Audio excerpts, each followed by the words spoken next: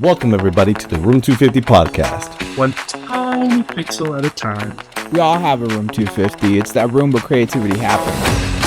What's up, creatives? Welcome back to the Room 250 podcast. Here is where we talk about anything and everything graphic design, as well as have conversations with our leaders in the industry. Hopefully, through these podcasts, we can inspire you to crush your creative goals one tiny little pixel at a time. I am David Sly, and I'm one of three hosts, joined by my two best friends, Arturo Pete Peralta and Martin Edo Soy Bautista. We're also joined today by our special guest, Scott June of the We Are Super Chill Design Agency. How you doing, man? What's up? Dude, I'm good. What's I like the way that's Don't- churched up. That's legit. Don't forget to subscribe, like, comment, follow us on Instagram at the Room 250 podcast, on the TikTok at the Room 250 podcast, here on our YouTube channel, on Spotify. Appreciate all the listens, all the likes, all the comments, all the views on the shorts. Thank you very much. Again, Gracias. Room 250 podcast. Thank you. And so for much. those of you that don't know what Room 250 is, Room 250 is that room where you go, you sit down, and creativity happens, and it flows, and you're in your spot, and you create dope-ass shit. Welcome, and thank you. Well, I think I was an OG 250. I can remember the last FM, Oh, yeah. like everyone adding songs and, we were... Jamming out in the Ah, days. you remember? turntable. I can recall. Oh, turntable! Yeah, turntable. Yes, that's right. that's it. Yeah, turntable FM. So yeah, I think I was an OG 250 with y'all. Oh, so. yeah. Oh yeah, no, definitely. Duh. Yeah. For those of you who don't know, Alright, that alright. Turntable FM, that's a music website that you could upload music. It would also pull music from YouTube, and you could like jam with you and your friends, as well as a bunch of other people that would just listen to the music. It was really cool. I think it was way ahead of That's its dope. time. It unfortunately went under, and then it came back up. So I think it's still around. But I see on Spotify now you can do the like join lives Yeah. and bring people in. It's very reminiscent of that old Yeah. program. It'd be but really cool if they yeah, did I the mean, integration. I But can it- recall that being the big, like we were all in that room. We'd all serve up 2 or 3 songs to Mhm. flex and like try to Take show turns. like how obscure and weird we could be and go from there. So Oh yeah. Yeah, I mean, what also made it cool was just like your own little avatar, and you would get points, and Oh, you yeah. get booted if your Level song up. sucked when you get in Yeah. a bigger room. So yeah, this was right here for everyone that's looking on YouTube or here on Spotify. So you would like get turns to go up there, and you could create your own room.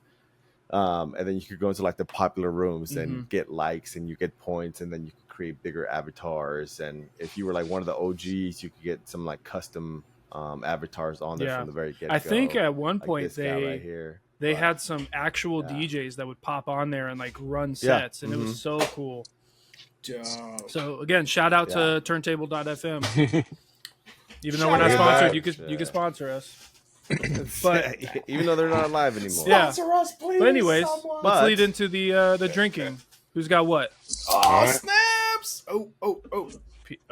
Who's gone? Scott, Who's you gone? go first. Let's see what you got. Pabst Blue Ribbon. Yeah. PBRs, it man, classic. tried and true.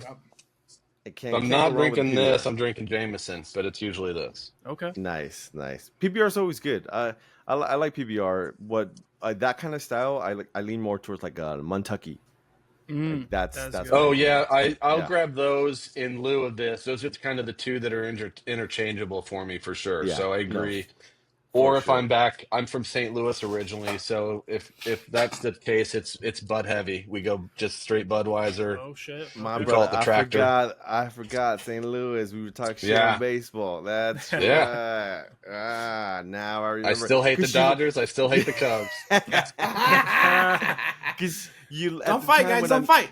When I met you Fight at after. AI, you looked like one of the pitchers or one of the star players, and I was like, "Is this you?" A lot of people said I look like Lance Berkman. Yes, that's what Yep, it was. one of Yeah, I the remember that. old school players for the Cardinals back in the early aughts, we'll say. Yeah, no, it was. I remember that because I would pull him up, and then I'd be like, "Hey, are you playing this weekend?" And we just Yeah. did. But no, I forgot. That's right. St. Yeah. Louis. For me tonight, I'm drinking the let's see, wait and see, 21st Amendment the watermelon beer. Ooh, hell or high So water. I like Yeah. I like the That label sounds design yummy. on this. The Statue of Liberty. That is really cool design. Illustration style. Has like a nice watermelon taste to it at the very end. But with being at 103 outside, kind of a little bit more refreshing, crisp kind of beer. They had one. So. Didn't they have one too that like Abe Lincoln on it was like a blood orange or something? Yeah. Every one of their labels is so on point. Like everything they design is beautiful. I love it. Yeah, no, for sure. Martin, what you got? That's what I'm drinking. So I've been looking for new beer, and I ran across this. I've been looking for summer beers, right? Summer shandy and all that stuff. So I came across this Corona. There you go. Corona. Oh, nice. Corona. Oh, that's right. I've seen those. Are those, Bro, are they good? Yeah, it's pretty good. It's kind of like, it does remind me a little bit of Mango Cart, but it's Corona. Let's see. Put it in Citrus. Put it in front of your face. Citrus. There you go. Citrus. Summer citrus. Citrus. Hey man, citrus sounds way better, citrus, bro. whatever It sounds you want. strong. Citrus. No, it sounds like you don't know how to speak. For me, Bro, I'm all the citrus, so I'm gonna fuck. I'm running just add plants. I found this at the zombie place, Beer Zombies, and I really like plants, so I was like, "Ooh, this is kind of cool." Oh shit, yeah. That's dope, dude. So that Cool, good again, that's dope because it goes back to like design and how Sly loves plants, and that can definitely like pull Seize a the eye pint, towards that. save a pup. That says Second Chance Beer proudly supports local dog rescues. So, probably whatever I paid into this also goes back into my local community, which is awesome. So Nice. I'll let you guys know how it tastes. Wait, was It's it got brewed a here? dope label. Was it brewed here? No, it's in San Diego. So maybe in San Diego. Oh, so then So you saved the dog in San Diego, not San Diego, man. They're street dogs. Yeah, let's correct that for the record. So the dog in Vegas dies, but the one in San Diego lives. Hey man, a saved doggo is a saved doggo. It's really good. No, It's really true. hoppy, but it's pretty good. It's not overpowering. I like it. Nice. Nice. There's a definitely goes with my creamsicle vibe. one. There's a creamsicle one I dig that's got like an old VW bus on the front. I keep seeing it that I usually, if I'm barbecuing and it's real hot out, that's the one I usually grab just because it's a little more refreshing. Yeah. So what does the VW Buzz mean to you, Scott? Well, for me, it's freedom. Yeah. But and also it's headaches. Yes. So that's my daily driver. So I drive a 79 VW bus every day of my life. And when it's 75 to 90 out, that's rad. Today, man, it's not rad. No AC. But no, dude, it's cool. It's a blast. I love it. But yeah, it's a lot, if we take it up to like Mount Charleston quite a bit. We went and just checked out a place down on like Arizona, Nevada border called Cottonwood Cove that's got a little campground right along Lake Mead that looks pretty dope. So I think we're gonna go check that out this summer as well. So Nice. So yeah, man, we use it. I put 8,000 to 10,000 miles a year on the damn thing. So it's wow. it's And you got Same that amount from of a trade, hours you right? put into it. what's up? I was like, you said 8,000 to 10,000 miles. Same amount of hours you're putting into it, back into it to fix it. Yeah. Well, that's the other thing, every 3,000 miles, it's getting an oil change. This needs fixed, that needs looked at. You got to do the valves. Every time I fill up, I got to check the oil and make sure it's there and fill it up. Got to do the timing. So yeah, man, it's a labor of love for sure. But I dig it. It's fun. But the beauty part about it is that $100 toolbox at Home Depot helps you. You can pretty much do 90% of the crap on it. You know what I mean? Oh, wow. As long as you got a metric socket set, a couple box wrenches, and some screwdrivers, you can do pretty much anything you need to do on that thing to keep it maintained. Harbor Freight. Harbor Yeah, Freight, Martin. dude, I got when I pulled the engine He out knows, of my he driveway, knows. put it on an ATV jack. So yeah, and I got that thing from Harbor Freight. Harbor Freight for the win for See? sure. Harbor Freight, 2 episodes in a row, bro. I was telling him I Hashtag not got a sponsored. hat from Harbor Freight, bro.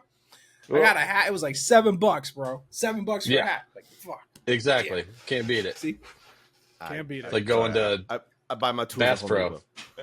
Depot. I'm a Lowe's Oh, you person, bougie. You got so- you got Huskies? Oh man. Yeah, okay. yeah, I do. I My do. bad. I Shit, like my the bad. Husky Okay. brand. I like the Husky brand. Your tools have Okay. names on them? Wow. Yeah, right. They do the same thing. They work the same way. You know? No, but mine are gonna last forever.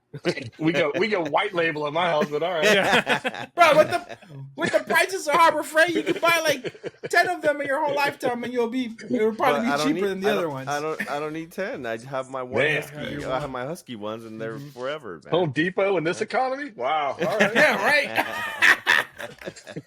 And I've had mine for like I get my like military 5 discount. years now. Okay, yeah. You get the close parking there, so you go there. I gotcha. Yeah, exactly. That's right. That's right. Shit. What do you think about the new buses? The Volkswagen. I hate buses? it. Really? I Damn. kind of figured you would say that. I want to get one. I let me rephrase that. They're growing on me. I don't.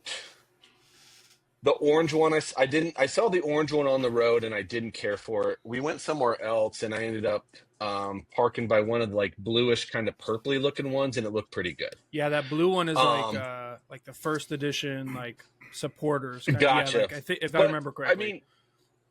I mean, they're a little minivan-y for me personally. And then, but the interior, man, it's like a spaceship. talk about. Well, that and like I mean, whoever does their little designs or whatever for the insides, like it's all modular. Mhm. It's all like the interiors are very Let's see here. well thought of. You know what I'm saying? Like it's like I can't gripe on that. But my biggest gripe, really more than anything, is just the fact that it's like, dude, $70K and it's got like a 200-mile range. Like, dude, Yeah. that sucks. Yeah, the Yeah. price Yeah. point is what's killing me, but I really want one just because I love the bus so much. That's pretty sick. I want something that's 70K. new No, because I don't want to it's have to rad, do and- all the maintenance that you're doing. Yeah. You know, Absolutely, and that's is part of the, it's constant on my part. I mean, most weekends I'm underneath my bus doing something. Mhm.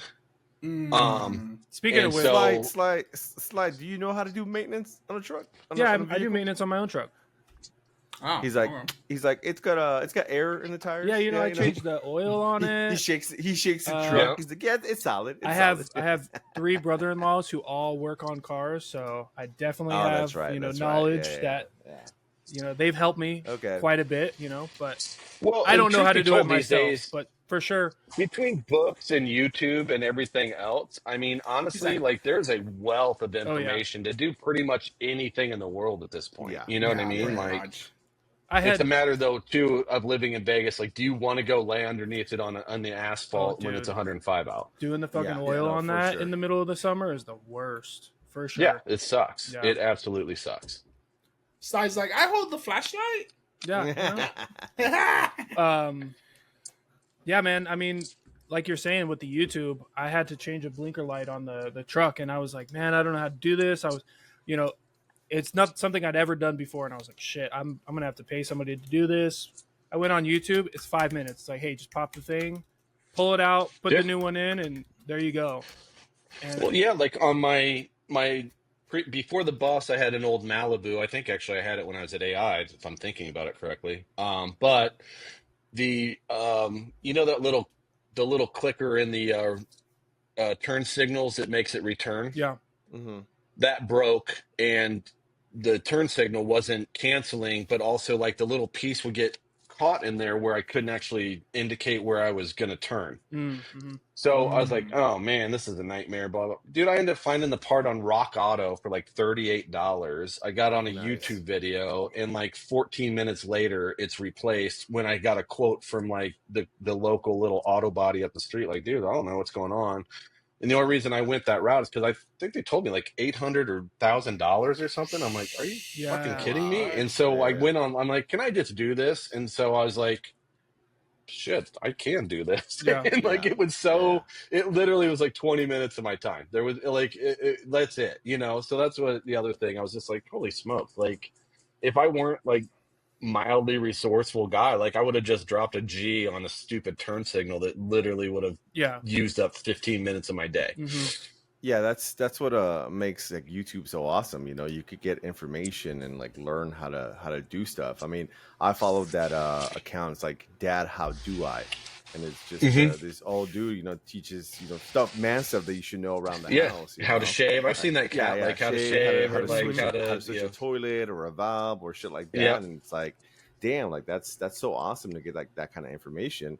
And I mean, that's also kind of one of the reasons we started this channel, was just to like share, you know, the creative insights, like what it takes to actually be, you know, a creative director, an art director, a designer, a web designer, motion graphics, like actual information of what it takes to be a designer like nowadays, instead of like influencers that are like, oh, you got to charge $15,000 for a client no matter what. And it's like, what? Like, what are you teaching these kids? Like, no, that's not fucking true, man. You know? And so it's such like, I don't get the influencer thing, and we were talking about it. Like, I don't know if it's my age or what, but like, I can't wrap my brain around this social media influencer. I feel you, bro. I don't get it. And I'm not trying to disparage. Like, I'm sure they provide some sort of service or whatever. But like, I'm just one of those dudes that like, I didn't, you know. So I was born in '75. I just turned 50 like a month ago. I'm part of that generation that didn't grow up on the internet, and I don't turn to like I was talking to somebody the other day, and I mean, like, they literally like everything they consume is via YouTube. Yeah. And like I'm not that cat. Like I pull it up if I need to see like very specific information. It's pretty much like, hey, I want to watch some dude skateboard. I want to watch how to fix my bus. I want to see how to work on my Vespa. I want to watch some horrific something or other. I don't know. But you know what I mean? Like, it's not my default go-to. Like, I don't, like, the first thing that pops in my head isn't like, let's go to YouTube. It's usually like I scroll for 4.5 hours through Netflix on a movie, like, and don't find anything, and then just watch the news for an hour and a half. Like, I'm just one of those weird people. Like, it's and then I go outside and yell at the clouds. And no, I feel you, bro. I feel you. I was having this conversation with my brother where he was like, how are these kids idolizing these people? And I'm like, you don't understand, because we're not. I was like, we're not like that. I don't idolize anything. I don't even look up to like stars or famous people. We've never been that way. I've never been that way. You guys, I don't. Like, when people tell me, like, oh my god, that's so and so, I'm like, so he's a human being.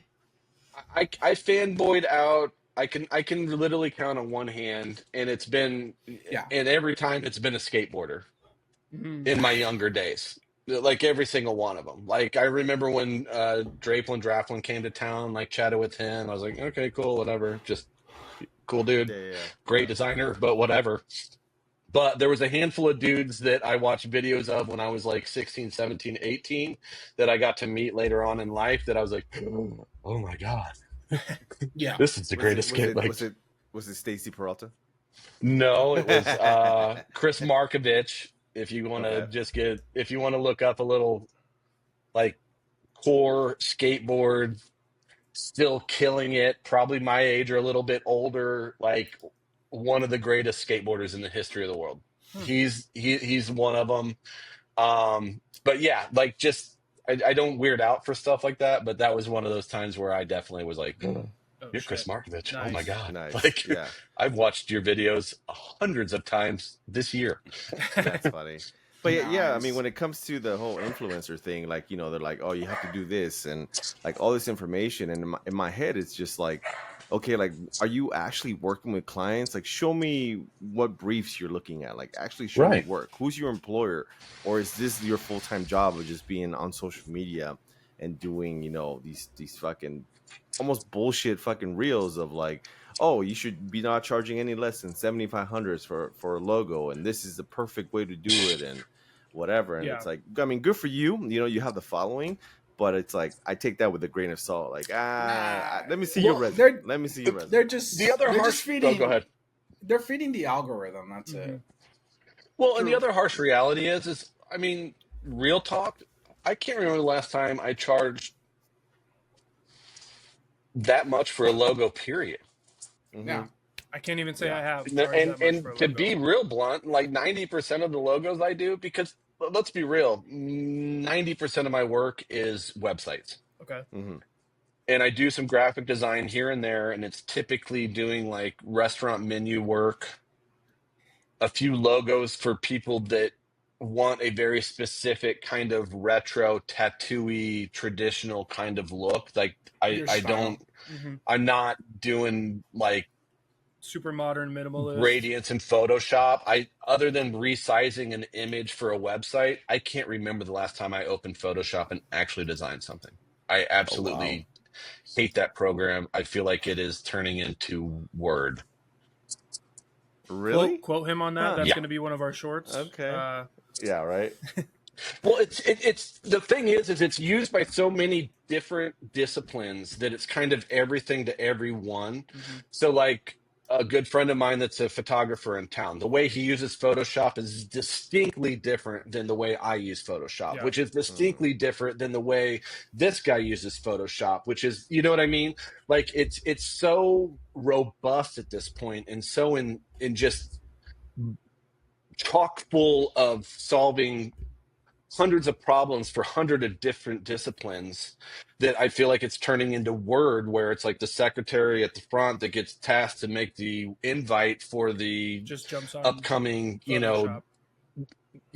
Manager bad touch meeting in the conference room is using Photoshop to lay out some weird, you know what I mean? Like I hate Photoshop. I just hate it. So kind of like, wow. But that's interesting because we had our previous guest, Carlos Martinez. He's a calligraphy but pre-press designer, and he's like, I'm never in Photoshop. He's like, I opened it up and it was like looking at hieroglyphics. I didn't know like what was what. 100% of his work is inside of Illustrator, and I'm just like, holy shit! Like I use InDesign, Photoshop, and Illustrator on a daily basis.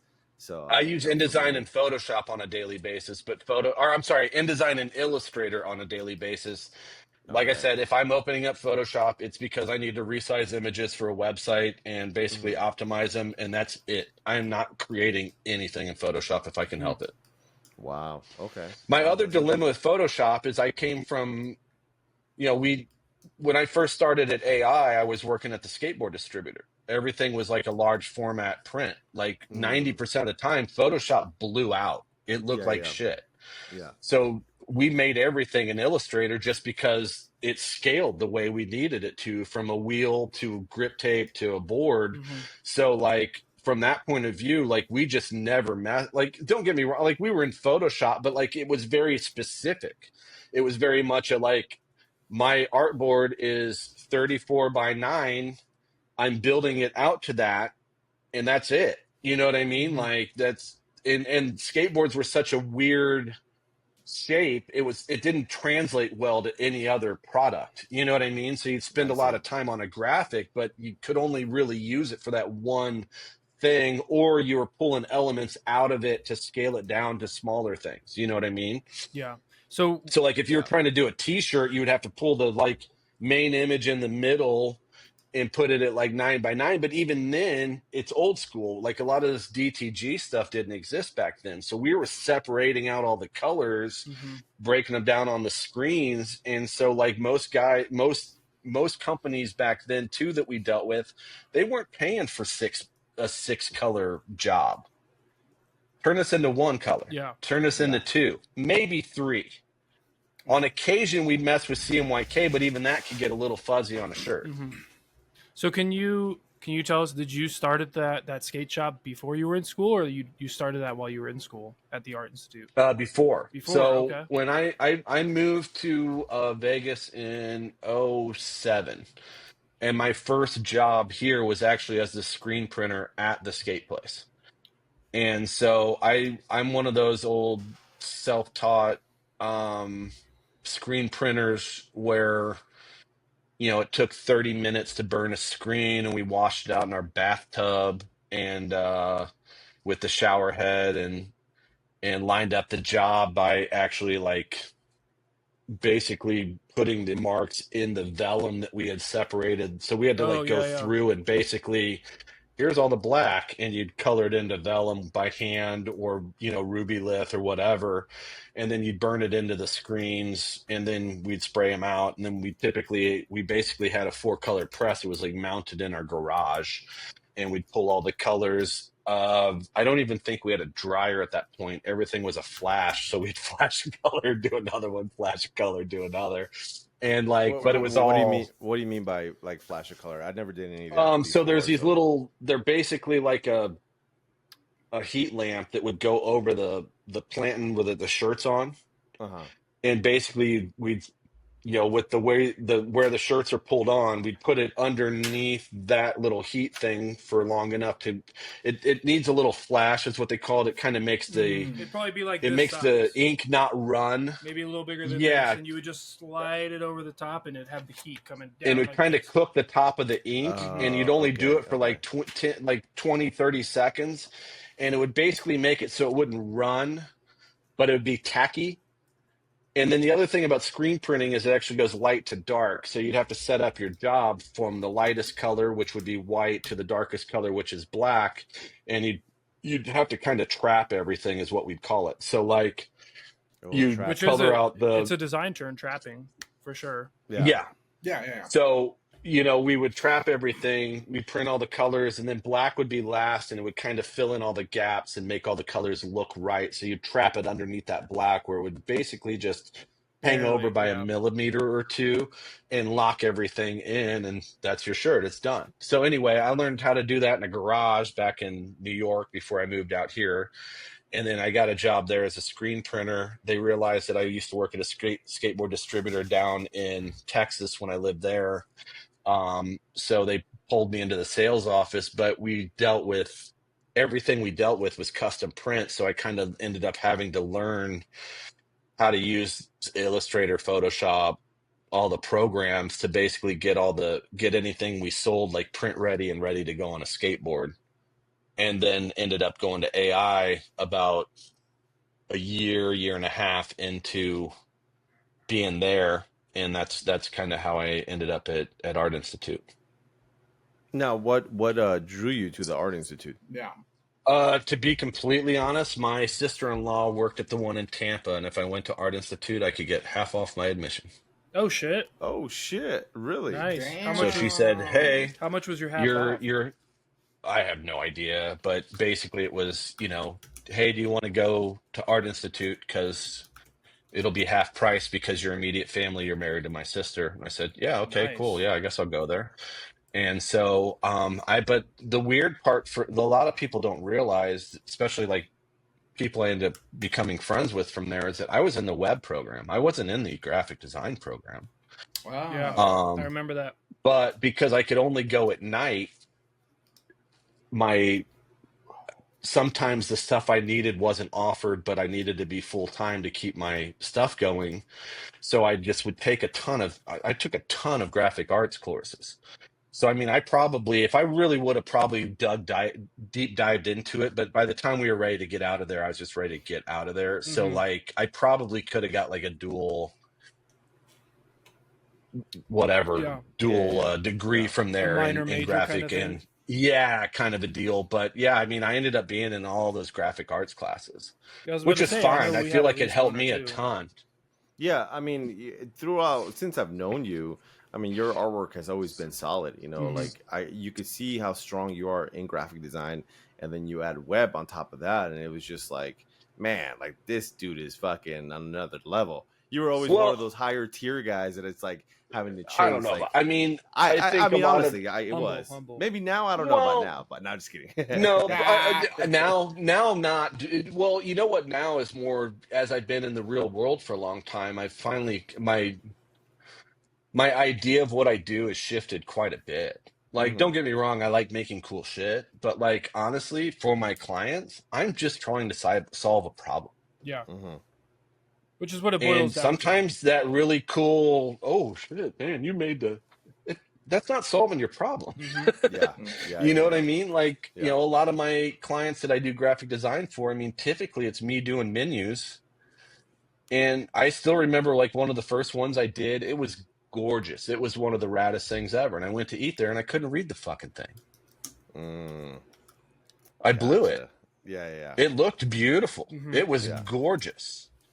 And you know what I ended up doing? I came home, I redesigned the entire thing in Word Okay. because the Word, dudes bro. there, well, they were changing their menu so much. It was too Yeah. much of a hassle for them to call me at 10 to 5 for 5 o'clock service and go, hey, it's not romaine now, it's iceberg, and this Yeah. is this and this Mhm. is Yeah. that. Yeah. And no one knew how to use InDesign or do any of their, you know what I mean? Yeah. And Yeah. so I Yeah. ended Yeah. up designing them it looked clean, it looked nice, it was very readable, it was very well laid out.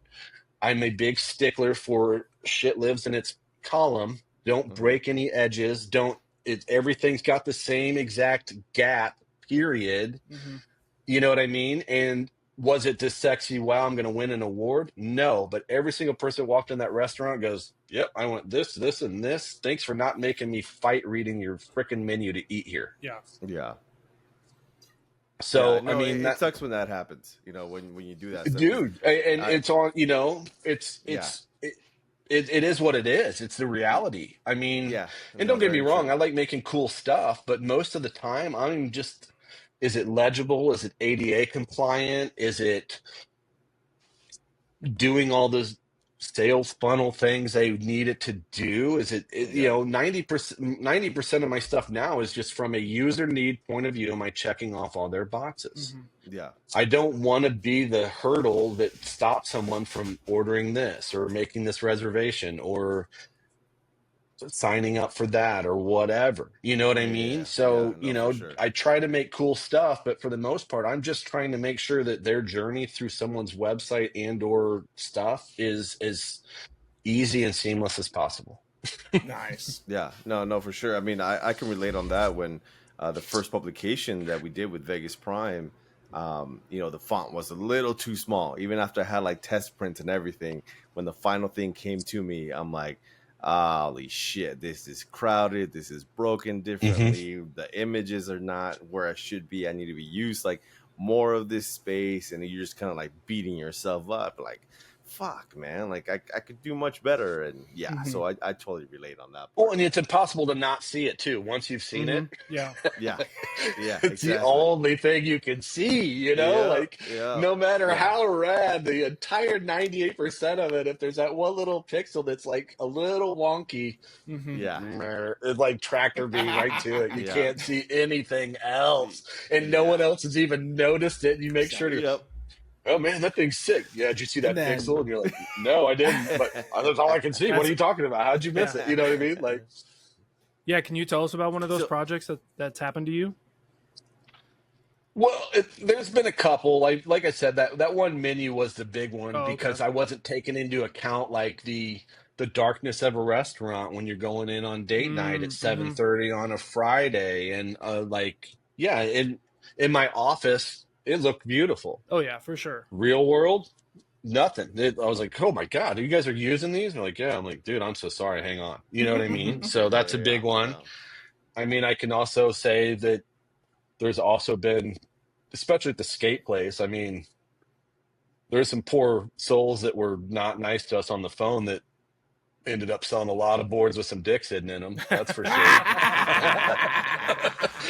So, Oh yeah. so You yeah, piss you off know the who printer, you they're are. gonna put shit in Oh. your stuff. You Yeah, know, it's like, 100%. Hey, I hid my logo and artwork in the very beginning of my career and a lot of shit. So Yeah. I get that part. Trust me. I get that 100%. part. 100%. But yeah, no, I mean, dude, AI, I like it gets a bad rap. I'm very, yeah. Tell us about your experience at AI. well, dude, it's so, from an education point of view, to be completely honest, I thought it was amazing. Like I what? loved every We single agree one on of every professor I had was Did you spot have on. Dimmeray? I did not. But I was lucky enough, like, Don Lays for Illustrator and Great teacher. Great teacher. Sean Lean for InDesign and whatnot. You know what I mean? Like Kevin Anderson, I thought was fantastic. I mean, like every I thought I'm spacing her last name. Amanda, I thought was great for Amanda Photoshop. Farrar? Like I genuinely, Farrar, she was amazing for like I genuinely liked every single teacher I had. Did you have Paul Thins? Yes, that's who I was thinking of. Paul Thins for InDesign. Sean Lean was on my internet side of things for oh man, I can't remember the class, but he was rad too. I think he ended up at R&R and a few other, like he was amazing. Like every teacher I had was fantastic. It's when I had to go deal with the bursar office is when I shit the bed and hated the place. Yeah. Yeah. We're trying to work on getting Paul on the podcast. That would be rad. I mean, reach out to him and shoot the shit. I mean, he's the creative director still at Dogfish Head. Is he still Dogfish? Yeah. So I was there when he moved. He loves it there. Yeah. Yeah. Oh, yeah. Because I know it's close to home. Like a couple things. Like it ticked off a lot of boxes when he bounced back there. Oh yeah. So I'm so stoked for him, and he was so good. Like he was an amazing teacher. Don Lays was an amazing teacher. But like I said, but we didn't mess around in those classes. Like if you turned in some crap, you were gonna get blasted. Ooh. Like I feel like our story. I mean, I'm not going to call anyone out in particular, but I will say don't call out, but just like projects and how you guys grill them. There's a project like this, like I said, the board behind me was one of that was a weekly project. Yeah, we were talking about this offline before the podcast. Yeah, so that was just a weekly project, and can you expand upon basically? Yeah, so every week we'd have. I believe it was for one of Kevin Anderson's classes, actually, if I recall correctly. That class was usually more of the I would say super hardcore artsy kind of. Well, classes, and the critiques, and at least in the classes I was in, the critiques were legit. Brutal. Like you were getting legit feedback. It wasn't candy coated. It wasn't. You didn't sugarcoat, yeah. Yeah, you know what I mean, and to an extent too. That was my other gripe with Art Institute is there was definitely, if there were 20 people in the class, there was 5 of them that had no business getting accepted into that school. And I hate to say it, but it's the reality. No, it's very true. We've talked about it on previous podcasts. The predatory. And so that, so we wouldn't really blow up them. We would try to help them. And I think we did. And we'd do it in a kind way. Like, hey, man, you don't really want to put, red and yellow together if you're selling this because it just makes everyone think of McDonald's and stuff like that. You know what I mean? Weird, just things that we inherently just kind of got. We would try to help them, and they probably got a decent little production gig somewhere where they, wasn't real heavy lifting and it was fine. You know what I mean? But for the other 15 of us that legit felt like we deserved to be there, it was a competition. It absolutely was you better turn in your best. You're going to get blown up if you don't. And wanted to be the best and of the not class. in a mean way, but dude, we were legitimately trying to win every week of dude, I turned in the most creative, raddest thing, period. Oh yeah, for sure. So the one thing behind me, I'll see if I can take it down. But basically, that's how I felt with any illustration class for me. Yeah. This was designed, separated, burnt the screens, learned how to print. This is actually on velvet. Oh shit. Oh wow. Okay. That's sick. Printed out on velvet. This is actually this lighter purple is the actual velvet itself. So this was a screen, the black was a screen, the white was a screen, and the red was a screen. It was getting printed, it was four color manual screen print. The dilemma we were running into that was giving us a hard time was the velvet kept contracting when we were trying to flash it.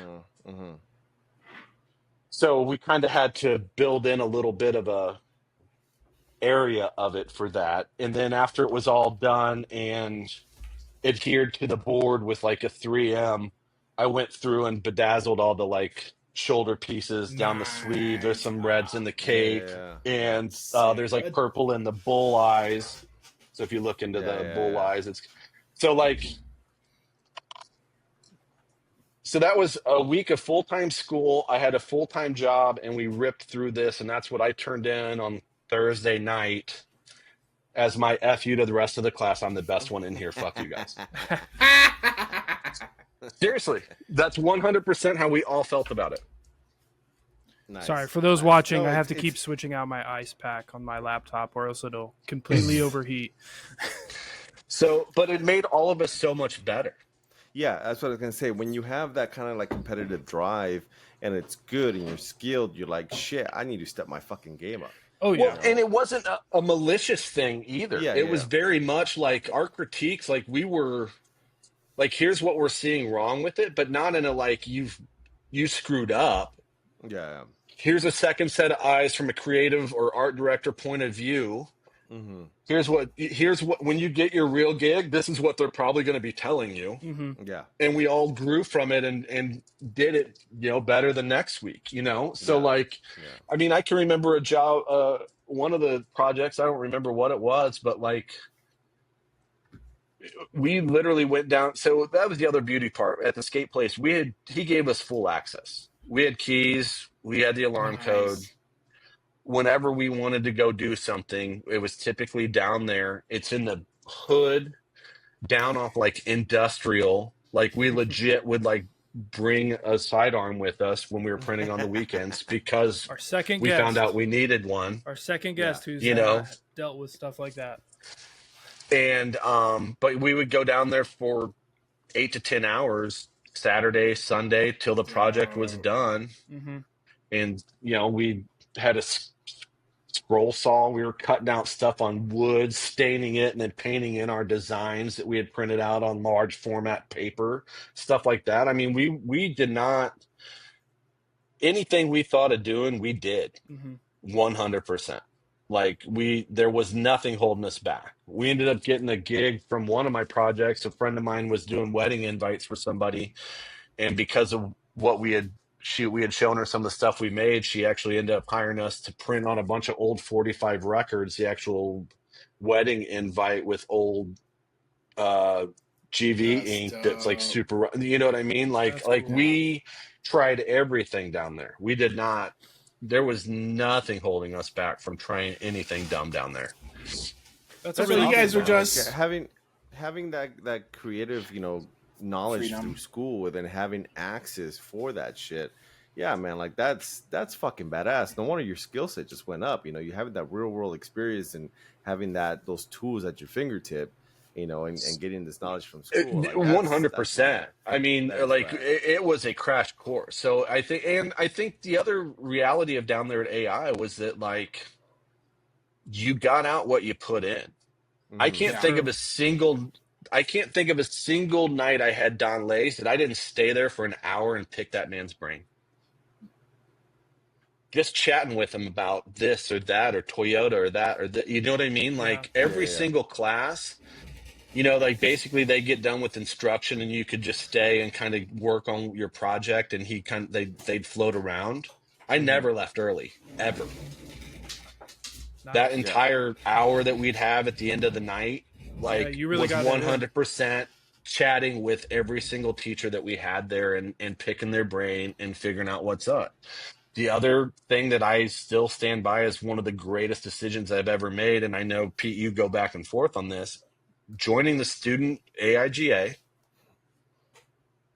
and getting to work side by side with the professional side of that opened up so many doors and just exposed me to so much stuff. It was a game changer for me. I can attest 100%, because I did the same thing. I followed it right after you. You were joining up, and I was like, "Hey, I want to do this too." And so I went straight to the professional board out of once I graduated AI. I got pulled in and was helping them with the website and everything. Mm-hmm. And like I feel like, to be blunt, I've been to a few things too with McElhatton, is that correct for the last name? Dan Mac. He's trying to do some cool stuff with it, but I feel like we were in that last hurrah of it being like a lot of events that were still kind of old school, like, like the paper thing, you know what I mean? Like, with David Hardy, both Angelas were fantastic. I still I play indoor soccer with Angie Johnson. Oh, nice. How's she doing? So, I mean, I see her and Corey once a week, which was great peep. And then Angie that moved to Germany, she's still, I think, one of the most talented people I've ever met. Yeah, we had her on. And so, rad. I saw her, actually. I saw some of the clips and snippets of her. And she's genuinely one of my favorite people. Like, I just think she is so talented. And so, but I think doing the AIGA stuff was a game changer for me personally. It introduced me to so many people and gave me so many resources and gave me so many just outlets to bounce stuff off of. I mean, I thought it was amazing. Yeah. Plus, going to those retreats was really awesome too, because we got to meet. I think, you got a tattoo somewhere, didn't we? Yeah. I think me and you got that one together. The upside down umbrella. Tattoo buddies. Out of Michigan. What's up? Yep. I got mine right here. I got this little butt right here. Yep. Oh, the butt. Yeah. That's in Michigan. One of my favorite tattoos. Sly. Yep. So that was a decision me and Sly went and made up. And that was a couple of us actually. It was me, you, and two other. I think her name is Paige Keckler. I'm probably mispronouncing that. And then I can't remember the other guy's name, but we were like, "Hey, let's go get tattoos." And at that point, I was getting tattoos all the time, and I was like, "Fuck yeah, let's get a tattoo." That was a very last second thing.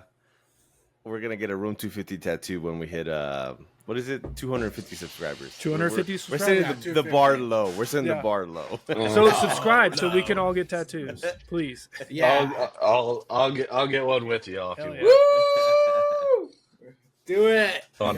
On my throat. But I mean, going back to those retreats, we got to meet other designers in all of the other communities, as well as like hear about what they're doing in their communities. That was really awesome too. Like just being able to connect with other designers, not just about design, but just about how they're giving back to the community was just inspiring for sure. And there was a bunch of speakers and stuff, and lifelong friends. I have a lot of them still on Instagram and Facebook, and when they come to town, they've hit me up and we've hung out and talked.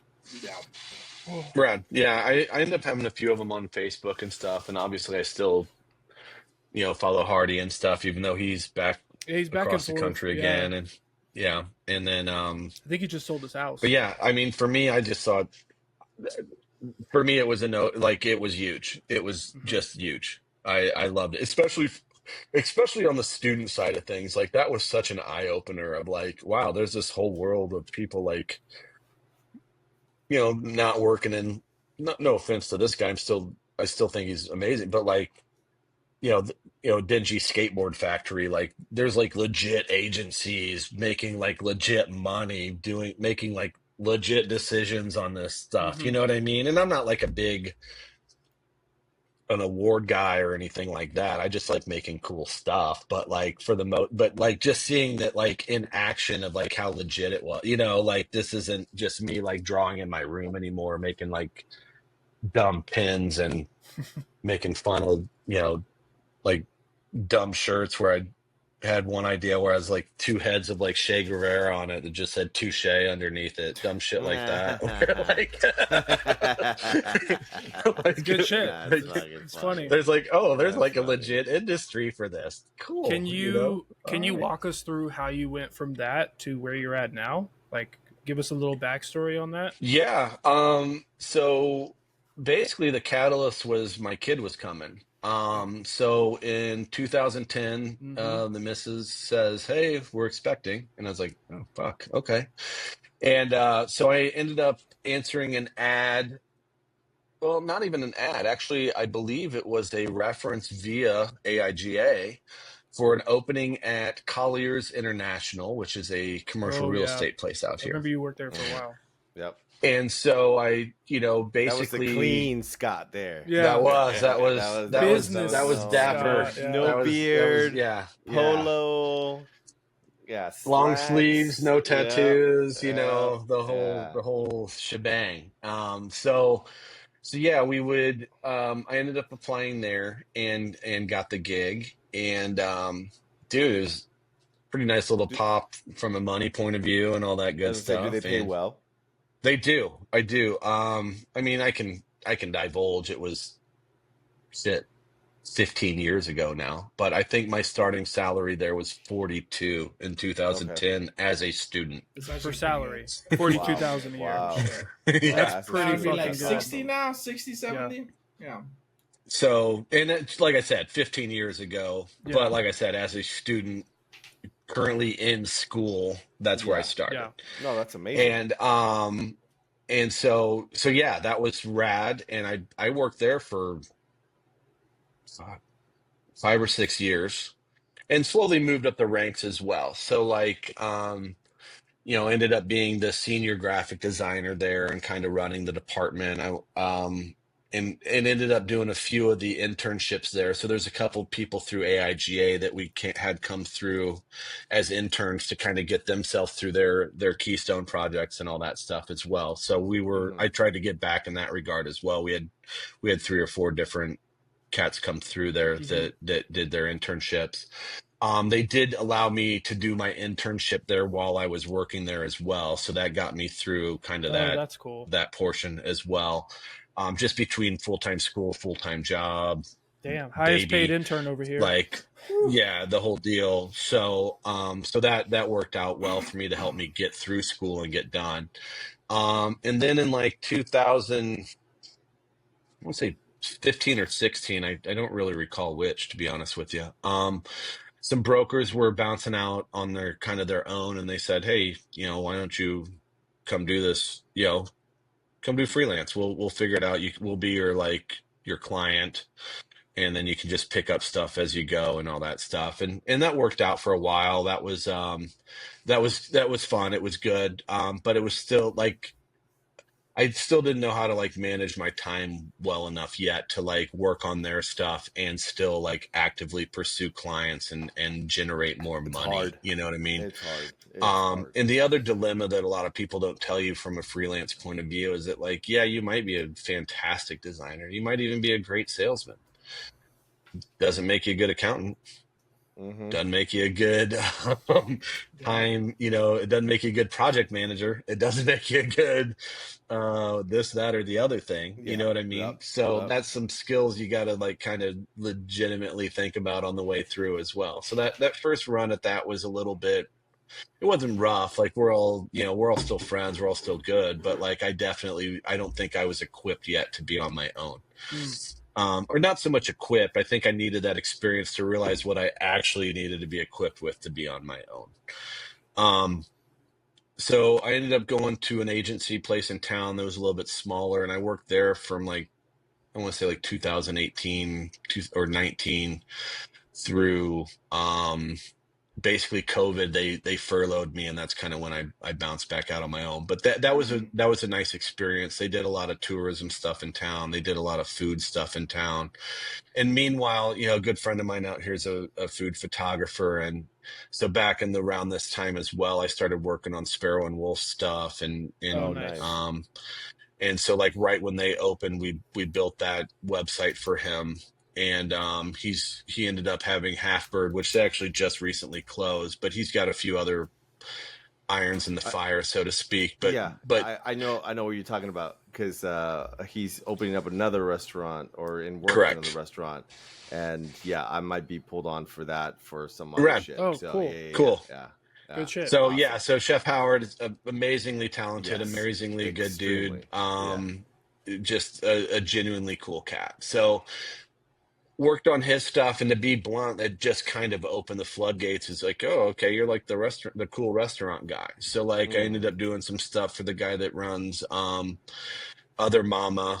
He ended up opening some stuff down in Ferguson's called Katsumi. What was it? Katsumi and Katsumi is the sushi place. Yeah, that was down in Foods. Ferguson's, and then La Monja was his like Mexican restaurant down there as well. So I did all the menus and the websites and rack cards and a bunch of stuff for him as well. And then and then helped out with stuff at this agency. And then, like I said, once COVID hit, it kind of like that got furloughed. Oh my God, that place is so good. Yeah, his food's amazing. He actually has a new thing called Chamana Cafe. So like really legit, like kind of breakfast spot. So I did not do this site personally. This was Other Mama. Other Mama was like his main restaurant. And then if you check out Chamana, Chamana, that Other Mama place, man, those oysters are so good. So good.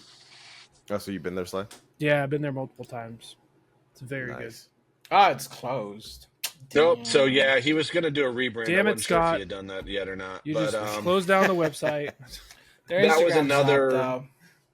There you go. So did you make these logos? Because it kind of feels like your I did not make that logo. Actually, if you go to one called go check out Viva Vanish. Banish or Vanish? In Viva Vanish. Actually, search it in Instagram. On Instagram.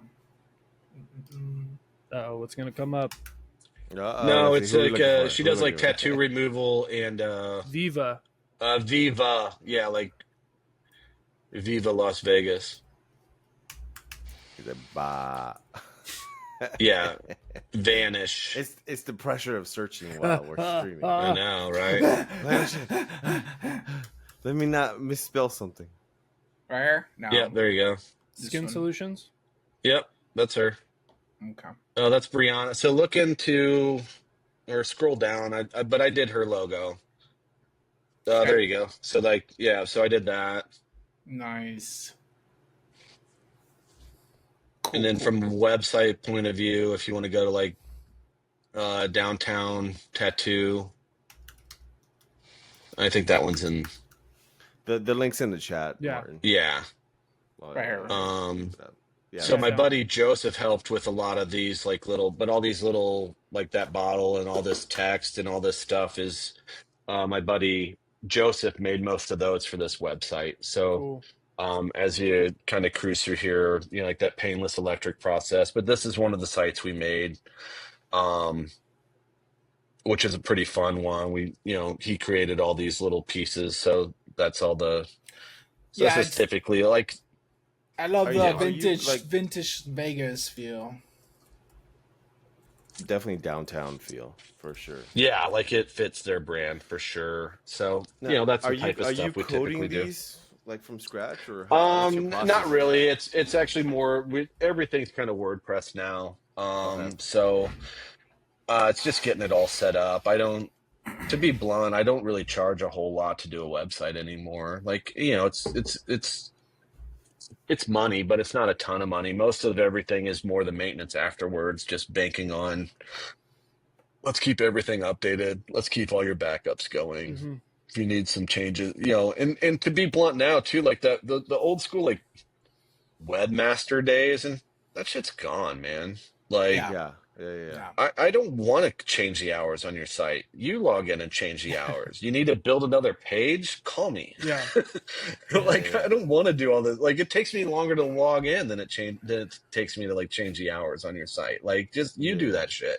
You need a new page. You need to change up some images. You need to update the menu where it's like wholesale. Call me for that crap. I don't want to do all that piddly stuff anymore. Like, you do it. So, would you ever? A lot of. Would you ever talking, man? Sorry. No, you're good. Would you ever take on an apprentice? I did that shit a lot, bro. My bad. Would you ever take on an apprentice? Hey, so anyways, I was gonna ask you a question. Fuck you, Pete. I knew that. Okay, state your question, Warren. I already did. He's thinking about it, bro. Yeah, I wouldn't be opposed to it. I mean, it's kind of weird now. I mean, a lot of the. Like, I've got one client, I do all their design stuff in Canva for them. Oh, shit. Because they all know how to log in. They all know how to change it. They all know how to update it. They all know how to... So, like, I'll do all the layout. I'll get it all, like, ready to go. I know what print paper size they need and all that stuff. And I create it all in there for them. And they go in and they do their updates and they do their changes and they print it when they need to and do all their stuff and it is what it is. I mean, I think that's a lot of it is just being like a little bit more flexible. Mm-hmm. Yeah, and just realize like there's whatever I think about Canva doesn't matter because for every one of me, there's 100 people using that flipping thing. And if Yeah. that's what they're Well, comfortable in and they need to use it, then I'm gonna use it. Who cares? Yeah. it goes back to the beginning of our conversation where you said, you're solving that problem for the client. Yeah. Like that's the biggest thing at the end of the day. Like, we're graphic designers, you're doing that, you're web designers, whatever it might be.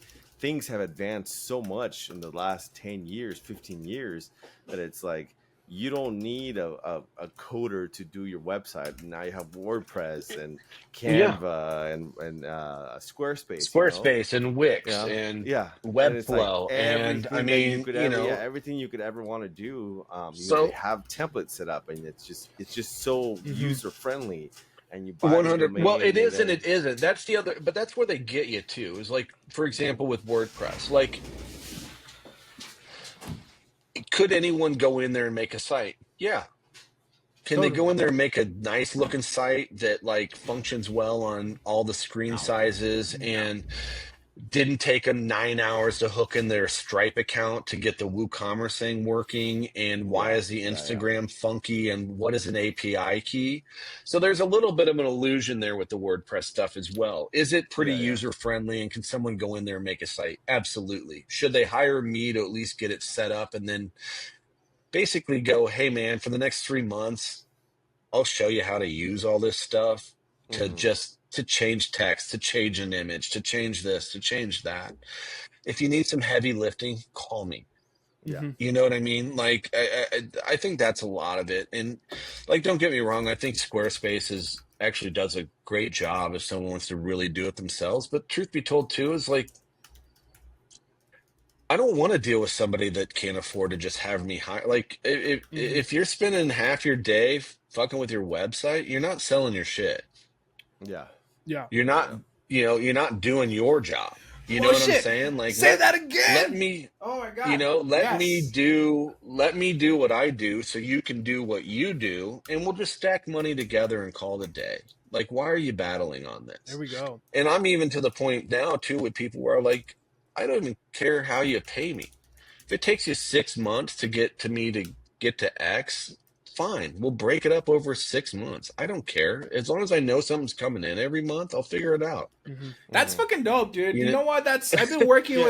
I've been working with bands, bro, and like they can't make money yet. They're not making any money. They have no just money. split so it it's over a like- longer period of time. If they can afford Yeah. $100 a month and it's a $500 job, just tell them, you know what, give me $100 a month for the next 5 months, and we're good. Mm-hmm. Yeah, that's dope, dude. And That's and what- they that's- still, and because the other truth to be told of that is that in 8 months, because they didn't have to worry about that T-shirt or they sold out of it and made their money back, they're going to hire you again. You're Just building grow that with them. trust for sure. Yeah, Grow that's one with thing. them. That's one thing, man. Like, from you, like, even though you and I like never really hung out, I always listened to you when I was around you. And one thing that I did learn from you was, the trading stuff and then just Yeah. working with people, and growing with a brand or the group. Yeah, and I remember you saying like, "Oh, my tattoos, I got them, from trading work and shit." And Yeah. I'm like, "Well, fuck, I never thought about that." Like, you're right. I could. Well, charge and for this, 90% of and the it's gonna time, if cost I'm me- trading, well, and if I'm trading a tattoo, it's something I want to do anyway. I enjoy Yeah. doing that stuff. I love Yeah. making a business card for a tattoo parlor. I love making a logo for it. I love making a website for it. So, and that's the other weird part with the tattoo people is artistic as they are, they're not computer savvy. Yeah. And so Yeah. if I can Sure. help them with one portion and another, and I mean, it's getting better with like Procreate and drawing on an iPad and stuff, but it doesn't mean that they have the time to sit down and create a website. They don't. Yeah. Yeah. And so, we have an arrangement where like basically if someone, the one gal, I love her, actually, shout out to Rachel Snyder. She went to Art Institute.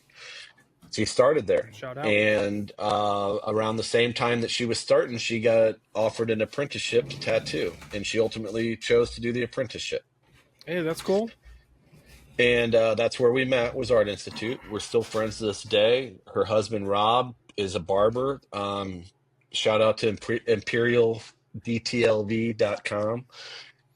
But they're right down in the Arts District, catty corner to Silver Stamp. So if you want to go somewhere really cool and have a beer and get a haircut and a legit shave and a tattoo, you can do it within about 8 steps down on Imperial and like 3rd. Dude, hell yeah.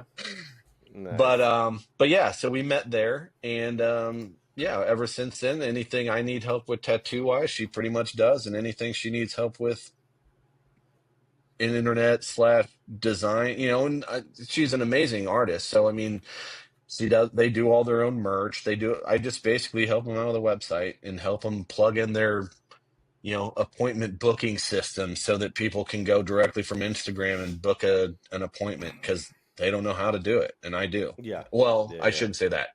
They don't have 4 hours to figure it out when I can come down and log in and do it in 14 minutes. Exactly. But Yeah.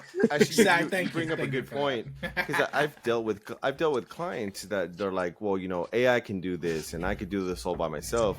And then I bring up the point. Well, yeah, you can spend the next 10 hours next week trying to figure out all this shit. And now you lost, that amount of hours on the actual business that's going to make you money, when you could have just hired me for X amount, and the just shit would have been done by Friday. Yeah, exactly. Instead and there's someone accountable, like, and it's done right. Yes, exactly. I have to do prompts, or you give me the assets, and now I have to recreate shit because it's not the right size, it's not the right spec, it's not everything. Whatever. Yeah, it's always wonky. There's always like some sort of weird, like, well, it's a PNG, but there's actually a white background, or hey, send me, how many times have you gotten a logo like, oh, send me the AI file, and they send you the Illustrator file with the image embedded into AI. Yeah, so you're fucking excited. You're like, oh yes, an AI file. Throw your here you go. You asked for AI. Oh well, you took that same shitty PNG and jammed it into an AI file and hit save. Yeah. Dude, screw we have the logo in a Word document. Yeah, so, exactly. Compressed 14 times. Let me email it to you. Like, come on. Yeah. And but they don't know what they don't know, and that's why they need you. You know what I mean? Yeah. And like I said, sure. I'll split it up over whatever makes you comfortable. I'll grow with you, and if it never takes off, it never takes off. I don't care. Like, honest, like I'm not like, do I want to be comfortable? Yeah. Am I like I need a new $100,000 car? No, I'm not that dude. I don't give a shit about that stuff at all. To a fault, really. To be honest with you, like. Hence the bus. There's so much free work I give away. Yeah, I was about to say. Well, but like, there's so much free shit I give away, like, just to do it. Nah, bro, like, you're fucking human. You're just a fucking human. And, like, that and it's fine. I don't care. Like, it's not. I'm not gonna. If you ask me for a 5-minute fix, I'm not charging you 15 minutes for it and putting it on an invoice. Like, I don't. It is what it is. Yeah, you're an honest person. That's it. You know what I mean? Yeah. Like, but let me tell you. Let me ask you. Do you treat, like, if you were working with a high-end company who made a bunch of money, would you treat them the same way? 100%. Oh shit. Okay, that's dope. I know what my thing's worth. And I'd rather work with you long term and be fair than work with you for short term and for you for some dough, and then just, you know what I mean? Like, it's just not the way I'm wired. Like, I don't care if you're a multi-billion-dollar company or if you're a mom and pop down the street. My time's worth this. Mm-hmm. Yeah, I feel like you're putting it out there, like, you're doing good for somebody, the good is going to come back to you. Come back to you. So you're not going to fuck somebody over on some 5-minute change, like you're saying. No, because it doesn't make any sense to me. Yeah, it just comes back and bites you in the ass.